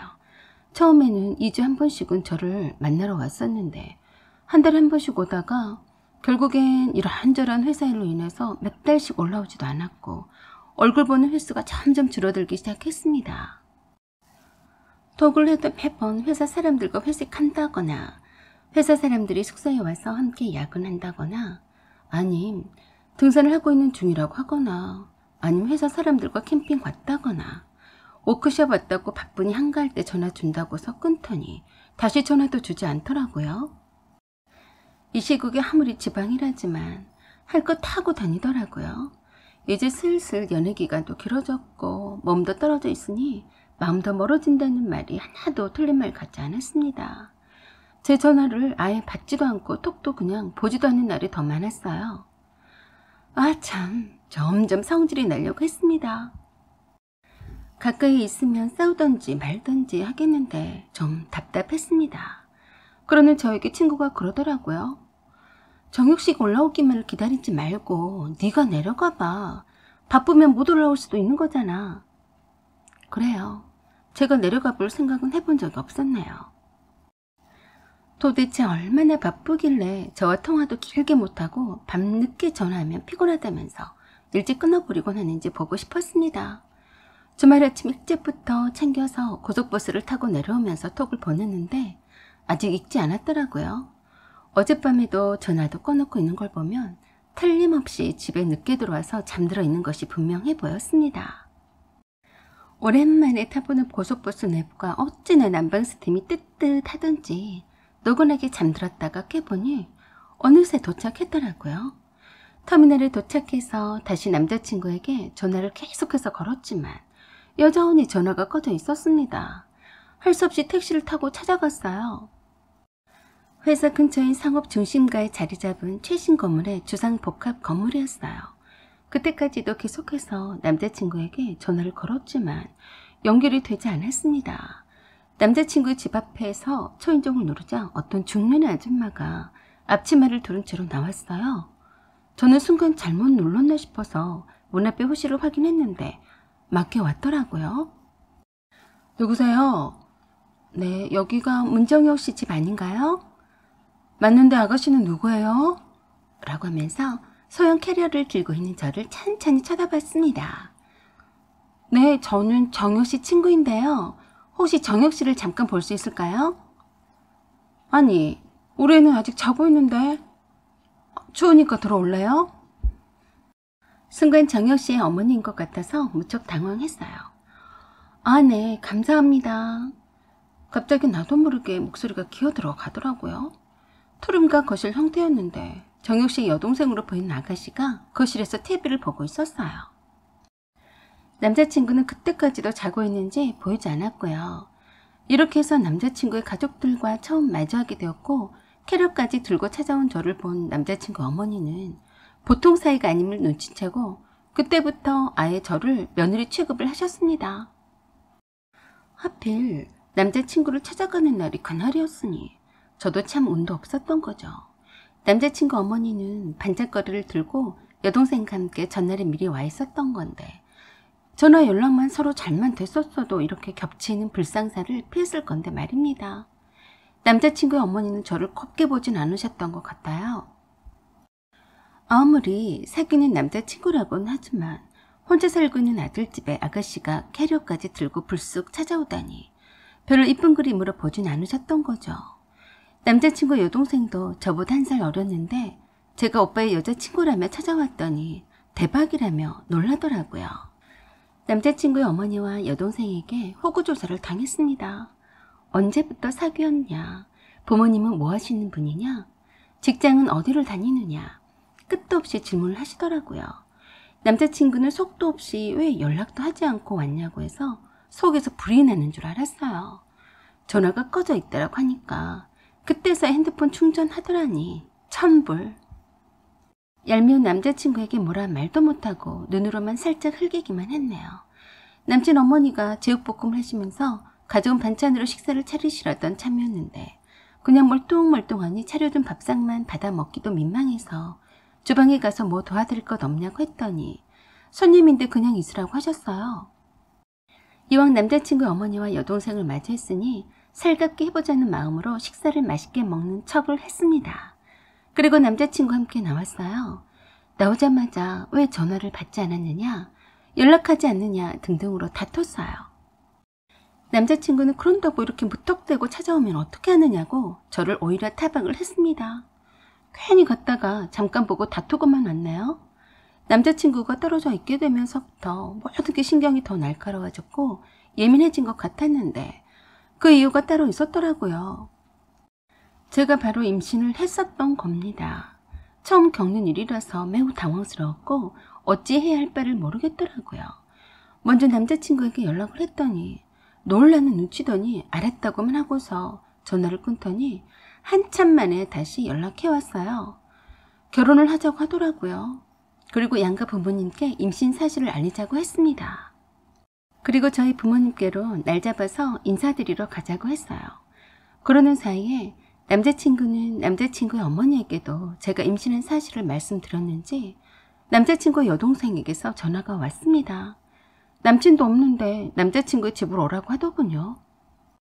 찾아간 곳은 22평 허름한 아파트였어요. 남자친구 아버지는 몸이 불편하셔서 일을 놓으신 지 오래되셨고 남자친구와 여동생이 벌이로 사시는 것 같았습니다. 사실상 예비시댁에 인사드리러 가는 거나 마찬가지여서 한우 세트를 들고 갔어요. 남자친구 아버지는 이렇게 없는 집에 시집 오겠냐고 하시더라고요. 그리고 남자친구의 어머니는 저를 부른 이유를 말씀하셨어요. 남자친구가 버는 돈으로 살아왔고 아버지의 병원비를 대기도 바빠서 돈을 모아놓은 것도 없다고 하시더라고요. 임신을 했다니 당장 결혼식은 올려야 하겠지만 막상 결혼식 비용이 걱정이라고요. 그래서 당장 결혼식을 올릴 돈은 모아놓았냐고요. 너무 갑작스런 질문에 특별히 모아놓은 돈은 없다라고 말씀드렸습니다. 사실 제가 직장생활을 꽤 한 편이었는데 모아놓은 돈이 없다면 거짓말이죠. 하지만 대놓고 돈은 있다고 말하기도 그렇더라고요. 얼마나 모았냐고 물어올 것 같았거든요. 예비시댁의 첫 인사 온 자리나 마찬가지였는데 돈 얘기부터 꺼내서 참 난감하더군요. 제가 모아놓은 돈이 없다라고 말하자 남자친구 어머니가 실망한 눈치로 그러셨어요. 형식이가 결혼해야 한다길래 아가씨가 돈 좀 모아놓은 줄 알았어요. 임신해서 결혼이 급하다고는 해도 당장 살 집도 마련해야 하는데 걱정이네. 그러시면서 저희 부모님께는 임신 사실을 알렸냐고 물으셨고 신혼집은 저희 부모님께서 해주시면 좋겠다고 대놓고 말씀하시더라고요. 형편이 좋지 않아서 해줄 수 없다면서요. 그리고 또 그러시더라고요. 지금까지 남자친구가 남자친구의 아버지의 병원비며 생활비를 책임져 왔다며 결혼했다고 해서 끊을 수는 없다고 했습니다. 그러니까 말씀인즉 네가 임신해서 당장 결혼하게 된 거니까 신혼집과 결혼식 비용 다 되고 결혼 후에도 병원비며 생활비며 계속 책임지라는 거였어요. 그럴 자신이 있으면 하고 없으면 하지 말라는 말이었습니다. 알아서 하라는 식이었죠. 제가 남자친구 숙소에 찾아간 날 처음 배웠을 때부터 저를 곱게 보시는 것 같지는 않았지만 이렇게 대놓고 말씀하시리라고는 생각지 못했습니다. 그리고 그러시더라고요. 저희 부모님께 이런 사정을 잘 말씀드리라고 했습니다. 형편이 되는 쪽에서 더 부담해야 하는 것이 아니겠냐면서요. 그리고 강조를 하시더군요. 저희 부모님이 신혼집 장만을 해주시지 않으시면 아쉬운 대로라도 시댁집에 들어와 사야 한다고요. 그리고 비숍은 남자친구의 방을 보여주시더라고요. 저는 아무 말도 할 수가 없었습니다. 그냥 듣고만 있다가 왔어요. 남자친구에게 이같이 말씀하신 것을 말하고 어떻게 할지 물었어요. 그랬더니 그러더라고요. 우리 엄마가 막상 내가 결혼해야 한다니까 돈 걱정이 되셔서 그런 것 같은데 넌 신경 쓰지 마라. 정 신혼집 구하기가 힘들게 되면 결혼식만 올리고 내가 집안 근무가 끝날 때까지 네가 당분간 너네 집에서 생활하는 수밖에. 남자친구의 말을 들으니 기운이 쭉 빠지는 느낌이었어요. 결혼에 대한 환상이 일시에 깨지는 듯 했고 갑자기 제가 천떡구르기가 든 듯한 느낌이 정말 싫었습니다. 임신을 했으니 결혼은 해야 했고 어떻게 저희 부모님에게 말씀을 드려야 할지 막막하더라고요. 하지만 어렵게 저희 부모님께 말씀을 드렸어요. 일단 신혼집에 관해서는 도저히 저희 부모님께 말씀을 드릴 수가 없어서 남자친구 의견을 모았습니다. 제가 그동안 모아놓은 돈과 남자친구가 대출을 받아서 얼추 적정선에서 깔끔한 빌라를 얻기로 했어요. 그래서 결혼식도 간소하게 하기로 했습니다. 저희 부모님께도 저희가 다 알아서 결혼식을 간소하게 올리겠다고 말씀을 드렸었고요. 남자친구 어머니가 신혼집과 결혼식 비용을 모두 부담하기를 바라는 눈치였지만 그대로 저희 부모님께 말씀을 드릴 수는 없었죠. 남자친구에게도 어머니가 그렇게 모두 신혼집과 결혼식 비용을 대주기를 원하시더라고 했더니 그럴 리가 없다고 하더라고요. 자존심이 상했는지 저한테는 걱정 말라고 해서 저야 뭐 알았다고 했습니다. 아 그리고 결혼하더라도 남자친구의 부모님의 생활비는 계속 달라고 하셨다니까 자기 엄마가 그런 말까지 했냐며 신경질 부리더라고요. 남자친구가 거액의 전세대출금에 결혼식 준비까지 하려면 여윳돈이 없어서 예비 시부모님의 생활비까지 감당할 수 있겠냐고 하니까 그냥 자기가 알아서 할 테니까 저에게는 걱정 말라고만 했습니다. 그래서 괜히 머리 복잡하게 제가 나서서 하는 것보단 남자친구가 알아서 한다고 하니까 그러려니 했어요. 그리고 바로 상견례 자리를 마련했고 양가 부모님이 만났습니다. 그런데 그 자리에서 예비 시어머니가 또 그러시더라고요. 저희네 집이 어렵게 살아서 솔직히 신혼집 장만이 어렵다는 것을 들으셨을 거예요. 라고 오늘 떼자마자 남자친구가 예비 시모의 말을 가로막았어요. 아닙니다. 장인 장모님. 신혼집은 저희 둘이 알아서 하기로 했습니다. 저희 어머니가 잘 모르시고 하신 말씀이세요. 라고 하면서 예비 시모에게 눈치를 주더라고요. 그러자 여동생이 옆에서 그러더군요. 오빠가 무슨 돈이 있다고 그러는 거야. 솔직하게 말해야지. 그래 사돈께서도 알아서 해주실 거 아니야. 그러자 남자친구가 말했어요. 급한 대로 제가 자그마한 전셋집을 구하려고 하고 있습니다. 되도록이면 승현씨 회사 근처로 알아보려고요. 이라고 하자 예비 시모가 완전 낯빛이 싹 바뀌더니 정색을 하고서 말을 했습니다. 뭐라고? 네가 전셋집을 구한다고? 정신이 있는 거니? 네가 돈이 어디 있어? 그러자 남자친구가 그러는 예비 시모에게 딱 잘라 말을 했습니다. 엄마, 저희가 알아서 결혼식 올린다고 했잖아요. 지금껏 키워주신 것도 감사한데 이 나이가 되도록 양가 어른들께 선보일 생각은 전혀 없습니다. 대신에 불필요한 이물 예단은 다 생략했으면 합니다. 그러자 예비 시모 얼굴이 불그락 푸르락 하면서 몹시도 못마땅하다는 표정이 역력했습니다. 그런 모습을 저와 저의 부모님과 함께 왔던 오빠가 봤는데 참 나쁘끄럽더군요. 저희 부모님은 아무 말씀도 하지 않으셨고 예비 시부는 헛기침을 하면서 예비 시모의 손을 잡고 조용히 하라는 눈치를 주는 것 같았습니다. 그것을 불편하게 쳐다보던 저희 어머니가 예비 시모를 향해서 말했어요. 하시고 싶은 말씀이 있으신 것 같은데 해보시죠. 라고 했더니 곧바로 기다렸다는 듯이 말씀을 하시더라고요. 승현이한테 못 들으셨나요? 제가 알아듣게 말했었는데. 뭘 말씀이시죠? 갑작스럽게 따님이 임신을 한 바람에 준비가 안 된 상태라서 결혼을 하게 된 거잖아요. 그래서 저희 집 형편으론 신혼집 장만이나 결혼식 비용이 버겁습니다. 남자친구가 그런 예비 시모를 막아서렸는데 저희 엄마가 제지시켰어요. 그래서 말인데 제가 승현이에게 말했습니다. 신혼집과 결혼식 비용은 부모님께 부담해 주셨으면 한다고요. 그러자 남자친구가 저희 부모님께 다시 명확하게 말씀드렸어요. 장인어른, 장모님, 그 문제는 저희들끼리 알아서 결혼식 준비를 하기로 했으니 저희 어머니가 하신 말씀은 못 들은 걸로 해주세요. 그리고 엄마, 저희가 알아서 하기로 했으니까 걱정하지 말아요.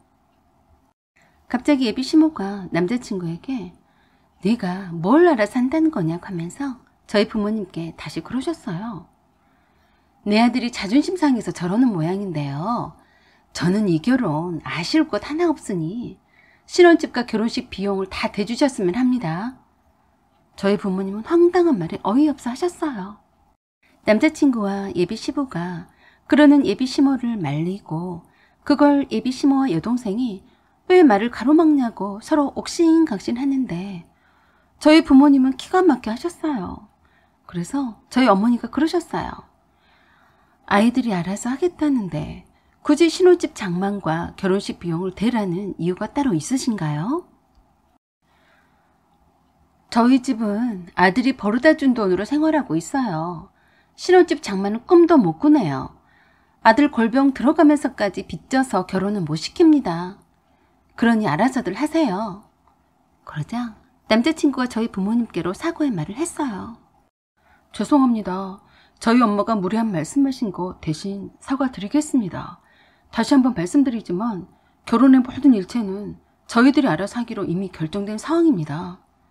그리고 예비 시부께서도 예비 시모의 경솔함에 죄송하다며 먼저 가시겠다며 하면서 무슨 소리냐며 큰 소리치는 예비 시모를 끌다시피 해서 나가셨습니다. 저희 부모님은 그냥 지켜만 볼 뿐이셨는데 참 실망한 표정이라서 엄청 속상했어요. 남자친구가 먼저 부모님 모시고 나간다면서 죄송하다고 연신 인사드리고 나갔어요. 저희 부모님은 저에게 그러시더군요.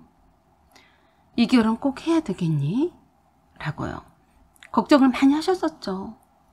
그렇지만 남자친구가 저희 부모님께 찾아와서 걱정 말라고 하며 결혼은 예정대로 진행하겠다고 했습니다. 결혼식 후에 부모님의 생활비도 예전처럼 드릴 수는 없는 거고 형편껏 드리겠다고 하더라고요. 그리고 당분간은 혹시 모르니 예비 시모의 전화나 여동생의 전화는 받지 말라고 하더라고요. 그리고 곧바로 남자친구와 회사 근처로 해서 신혼집을 보러 다녔고 방 하나에 거실이 있는 집으로 계약을 했습니다. 남자친구가 대출을 받고 제 돈이 전세금에 보태어질 거였어요. 남자친구가 현재 머물고 있는 지방에 있는 숙소는 회사에서 사온 복지형으로 제공되는 곳이었어요. 주말 부부로 지내야만 했기 때문에 아주 아담한 사이즈인 최신의 내부 인테리어가 된 집으로 골랐습니다. 그리고 제가 알아서 결혼식장도 예약했고요. 기본 살림 가정가구도 모두 다 예약해두었어요. 물론 계약금도 다 걸어두었고요. 그런데 어느 날 저에게 남자친구 여동생에게서 전화가 걸려왔어요. 엄마가 언니 좀 보고 싶다고 잠깐 집에 들르래요. 내일 주말이니까 점심 때 올 수 있죠? 오빠도 올 건데 오빠도 만나고 가면 되겠나요? 또 무슨 말을 하려고 오라고 하시나 하고 긴장이 되었습니다. 남자친구에게 전화했더니 내일 아침 일찍 출발해서 올라오겠다고 했어요. 집에 미리 가지 말고 도착하는 즉시 집으로 데리러 가겠다고 했습니다. 그런데 그 다음날 10시가 조금 넘었을 뿐이었는데 또 여동생에게서 전화가 왔어요. 안 오냐고요. 엄마가 기다리시는데 빨리 오라고요. 그래서 정혁씨가 데리러 오기로 했다고 연락드리라 했는데 못 들었냐고 했더니 아주 쌀쌀하게 그러더라고요. 언니는 어떻게 엄마가 오라고 했는데 오빠 핑계만 대는 거예요? 우리 엄마가 그렇게 우습게 보여요? 저번에도 엄마 말을 완전 묵살하더니 언니 보자 하니까 너무하네요. 네? 무슨 그런 말을? 그렇잖아요. 이 앞전처럼 가만히 앉아서 밥 얻어먹을 생각이었어요? 이젠 며느리 될 사람인데 시어머니가 점심상 차리는 거 미리 와서 도와야 하는 건 몰라요? 하필이면 오빠랑 때 맞춰 와서 차려진 밥상 받겠다는 거 아니에요? 라고 하면서 언제 봤다고 신의 행세를 하려고 했습니다. 그리고 뭐라고 대꾸할 새도 없이 그러더군요. 엄마가 따로 할 얘기가 있어서 오라고 한 건데 눈치도 없이 굳이 오빠랑 함께 오겠다고 하는 거예요? 지금 바로 오세요. 엄마가 오빠 없는데 사시고 싶은 말이 있다잖아요. 라고 하고서 바로 끊어버리더라고요. 이런 못된. 그렇잖아도 컨디션이 별로인데 별 시답지 않은 것이 제 성질 건드렸어요. 그래서 남자친구에게 데리러 오지 말라고 했고 그 꼴값 사나운 여동생 했던 말을 해주고 먼저 애비 시댁집에 가 있겠다고 했습니다. 그냥 소포에서 비싼 딸기 한 세트 들고 갔어요. 아주 건방진 모습으로 문을 열어주는 남자친구의 여동생의 모습이 정말 꼴불견이더라고요. 예비 시모는 기다렸다면서 바로 저에게 말씀을 하셨어요. 정혁이한테는 대충 말을 다 들었다. 네가 내 말을 귀담아 듣지 않고 네 부모님한테도 잘 말씀을 전하지 않는 것 같은데 아직까지도 사돈되실 분들은 별다른 말씀을 하지 않으셨니? 역시나 저를 탁달하시려고 부른 거였어요. 말씀을 드렸다시피 저희가 알아서 하기로 한 것이기 때문에 부모님 도움은 받지 않기로 했어요. 라고 했는데 대번에 그러시더군요. 너 결혼을 서두른 건 임신했기 때문이 아니니? 임신했다고 꼭 낳으라는 법 있니? 기가 막힌 말에 깜짝 놀랐습니다. 가난한 집에 시집와서 신혼집 장만하느라 대출금 갚고 나한테 생활비 내주고 어떻게 살려고 그러니? 그때 가서 사내 못 사내 할 거면 지금 당장 그만둬라. 안 봐도 뻔하다. 저는 놀라서 다시 물었습니다. 저보고 아이를 포기하라고 하시는 건가요? 그래라. 너한테도 좋지 않니? 뭐하러 궁색하게 사서 고생을 하려고 해? 나도 너네 집 도움도 없이 힘들게 살 내 아들 팔자도 걱정이 된다. 혼전 임신이 혼수처럼 생각한 모양이다만 그런 건 있는 집에서나 통하는 말이다. 나는 내 아들 등골 빠질 이 결혼을 절대 반대하니까 그리 알고 돌아가거라. 완전 단호하게 말씀하시는데 기가 막혔습니다. 그래서 저도 마지막일지 모르니 할 말은 해야겠다고 생각했습니다. 결혼은 저와 어머님의 아들과 하는 겁니다. 반대하실 수는 있지만 막을 수는 없죠. 아들의 등골을 빼먹는 결혼이든 아니든 저의 결혼에 한 푼도 보태실 입장도 아니면서 이리라 저리라 간섭은 사양하겠습니다. 처가떡 보려고 아드님 장가 보내려고 하실 거면 저한테 이러실 게 아니라 아드님한테 돈 싸들고 온다는 여자 만나라고 하세요. 그리고 함부로 아이를 포기하라고요? 두고두고 기억하겠습니다. 라고 하고서 바로 일어섰어요. 남자친구 여동생이 금방지게 자기 엄마한테 함부로 대든다고 지랄을 떨었습니다. 그래서 제가 한마디 덧붙였어요. 이런 재수없는 따님이 저의 시누이가 되는 것도 저도 끔찍하기 싫습니다. 그리고 나와버렸어요. 다시는 이 집 구석에는 발을 들여놓지 않겠다고 다짐을 했습니다. 그리고 남자친구에게 다 말해줬어요. 그냥 신경 쓰지 말라고만 했습니다. 부모님이 반대하든 말든 예정대로 결혼식을 올리자고 했어요. 그리고 연락이 없었어요. 저와 통화 후에 분명히 예비시모와 그에 대해서 무슨 말이든 나눴을 건데 연락을 하질 않았습니다. 제가 궁금해서 계속 톡을 보내고 전화를 했는데도 반응이 없었어요. 결혼식은 3주 앞이었어요.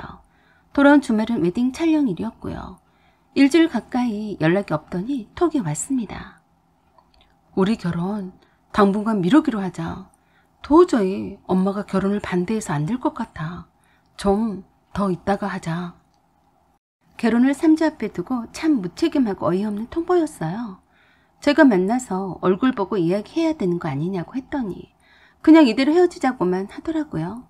예식장 예약한 것과 예물도 맞춘 것, 그리고 혼수가전 예약한 것도, 그리고 전세집 가계약금을 다 제 돈으로 했었는데 어떻게 할 거냐고 했더니 자기 돈은 들어간 게 없으니 알아서 하랍니다.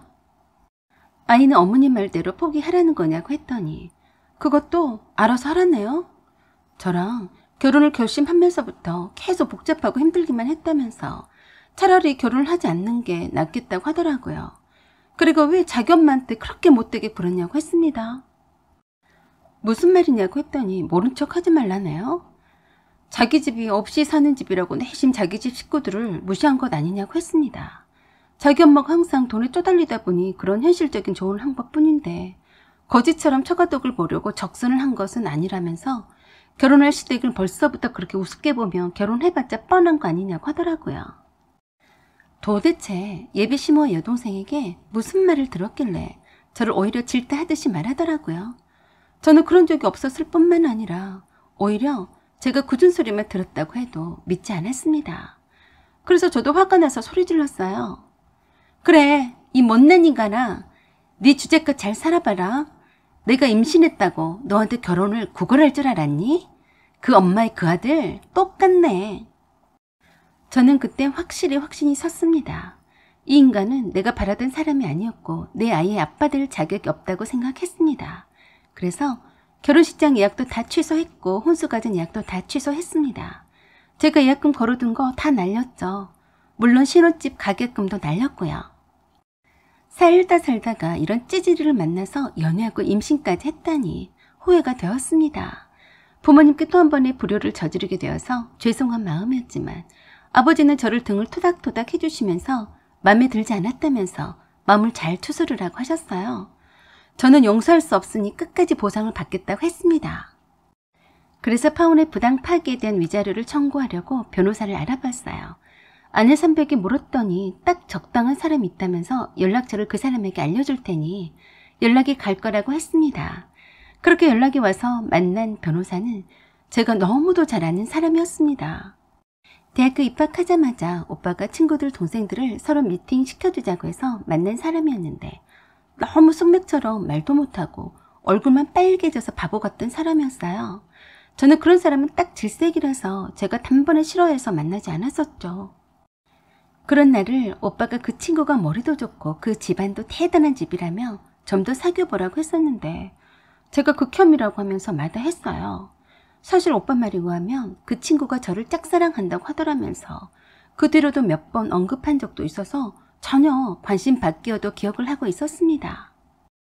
어찌됐건 지푸라기라도 잡는 심정으로 생판 모르는 사람보다 안면 있는 사람이 나을 거라 생각되어서 오빠와 함께 만나서 상담을 받았습니다. 아니 그런데 어떻게 이렇게 역변할 수가 있는지 믿기 어려웠어요. 예전에 그 수줍어하고 소심했던 청년이 아니었어요. 운동을 하는지 어깨도 떡 벌어지고 자신감 있는 태도와 옷맵시 그리고 광채가 나는 듯한 아우라에 깜짝 놀랐습니다. 정말 오래간만이네요, 서승현 씨. 살다 보니 이렇게 만나는 날이 있군요. 형님도 반갑습니다. 라고 하면서 저 오빠에게 악수를 청했는데 오빠는 멋있게 변모한 그 친구를 보고 반가워서 좋아 죽더라고요.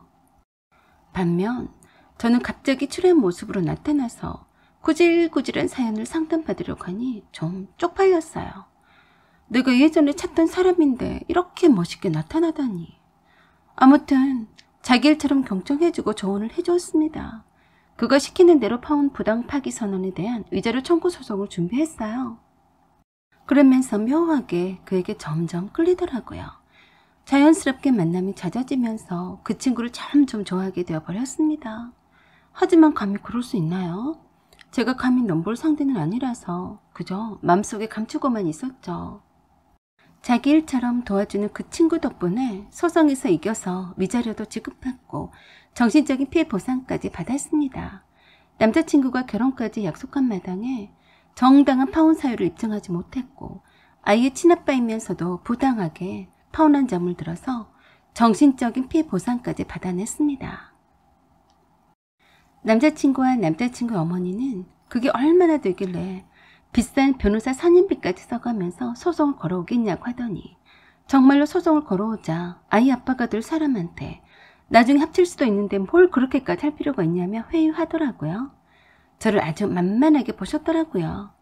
저는 제 자존감을 회복하기 위해서라도 해야 했는데 말입니다. 사람 참 잘못 보셨네요. 아드님을 부잣집 여자에게 장가 보내시려면 이런 위자료 소송당하는 게 별 대수로운 일이겠어요? 얼마나 처가떡 잘 붓고 장가가나 두고 볼 거예요? 라고 말했어요. 그리고 그렇게 싸늘하게 파혼 선언했던 남자친구가 그제서야 연락해오며 저를 찾아와서 취하해달라고 요구하더군요. 그래서 남자친구의 어머니가 저를 불러서 했던 말을 그대로 해줬어요. 그랬더니 그때서 그러더라고요. 자기가 어머니와 여동생의 말만 듣고서 오해했다고 했습니다. 그리고 잘못했다고 하더라고요. 그때 저를 만나서 자초지종을 자세히 들었어야 했는데 마냥 제가 자기네 집을 우습게 한다고만 생각했었다고 하더라고요. 그래서 제가 그랬어요. 너 참 염치 없다. 어쩜 너네 엄마랑 똑같니? 나한테 미안하고 잘못한 것 같으면 위자료나 잘 내놓고 꺼져버려. 그리고 나중에라도 네 자식이라고 찾아오지도 마라. 넌 자격도 없고 나중에 양육비도 청구할 테니까 돈이나 준비하고 있어. 라고 하고 뒤도 돌아보지도 않고 나와버렸어요. 그리고 만나자고 해도 만나지 않았습니다. 남자친구 어머니한테서도 여동생에게서도 줄기차게 연락이 왔어요. 꼴불견 들이니 만날 이유가 없었죠. 그렇게 해서 좋은 변호사를 만나서 위자료를 잘 받아냈고 덕분에 멋있게 역변한 변호사와 가까이 지내는 사이가 되었습니다. 그 사이에 저는 배도 많이 불러왔어요. 그리고 아이도 낳았어요. 그때까지도 제 옆에서 항상 지켜주는 사람이 있었습니다. 바로 그 변호사였어요. 제가 첫사랑이었고 그 뒤로도 잊지 못했다면서 이것도 인연인데 결혼해달라고 프로포즈 했었지만 제가 거절했어요. 그럴 수는 없다고요. 부모님께서도 반대하실 게 분명하다고 했죠. 그런데 어느 날 그 변호사의 부모님이 저의 아기를 보러 오셨습니다. 아들이 이제껏 여자를 알기로 돌같이 했는데 다 그런 이유가 있었다며 결혼을 반대하지 않을 테니 결혼을 하라고 말씀하시더라고요. 그리고 이 아이는 내 아들의 자식으로 받아들이겠다고 하셨습니다. 참 믿을 수 없는 일이 생겨난 거죠. 그러고도 전 한참을 망설였습니다. 쉽게 결정을 내리기가 무서웠거든요. 하지만 결국엔 그의 진심을 받아들였고 부모님이 가식이 없이 저와 제 아이를 받아들이는 것을 믿었습니다. 그래서 그 변호사와 결혼을 했고 내 아이는 그를 아빠라고 부르고 있습니다. 제가 결혼하기 전에 남자친구의 어머니가 아이를 보겠다고 몇 번 찾아왔었어요. 그때까지도 돈 들고 오는 여자를 만나지 못했는지 장가를 가지 않았더라고요.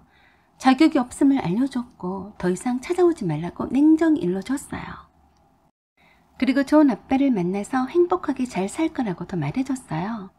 그래도 핏줄은 땡기는지 어쩐지 아이를 포기하라고 하던 사람이 막상 아이를 보더니 환장을 하며 눈을 반짝거리며 탐을 내더라고요.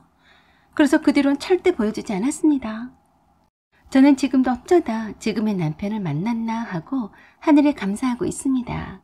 제 남편과 존경하는 시부모님 덕택에 제가 행복하게 잘 지내는 것 같아서 매우 감사한 삶을 살고 있습니다. 사연은 여기까지입니다. 여러분의 생각과 의견을 말씀해 주세요. 구독과 좋아요 그리고 댓글 부탁드립니다. 건강 유의하세요. 감사합니다.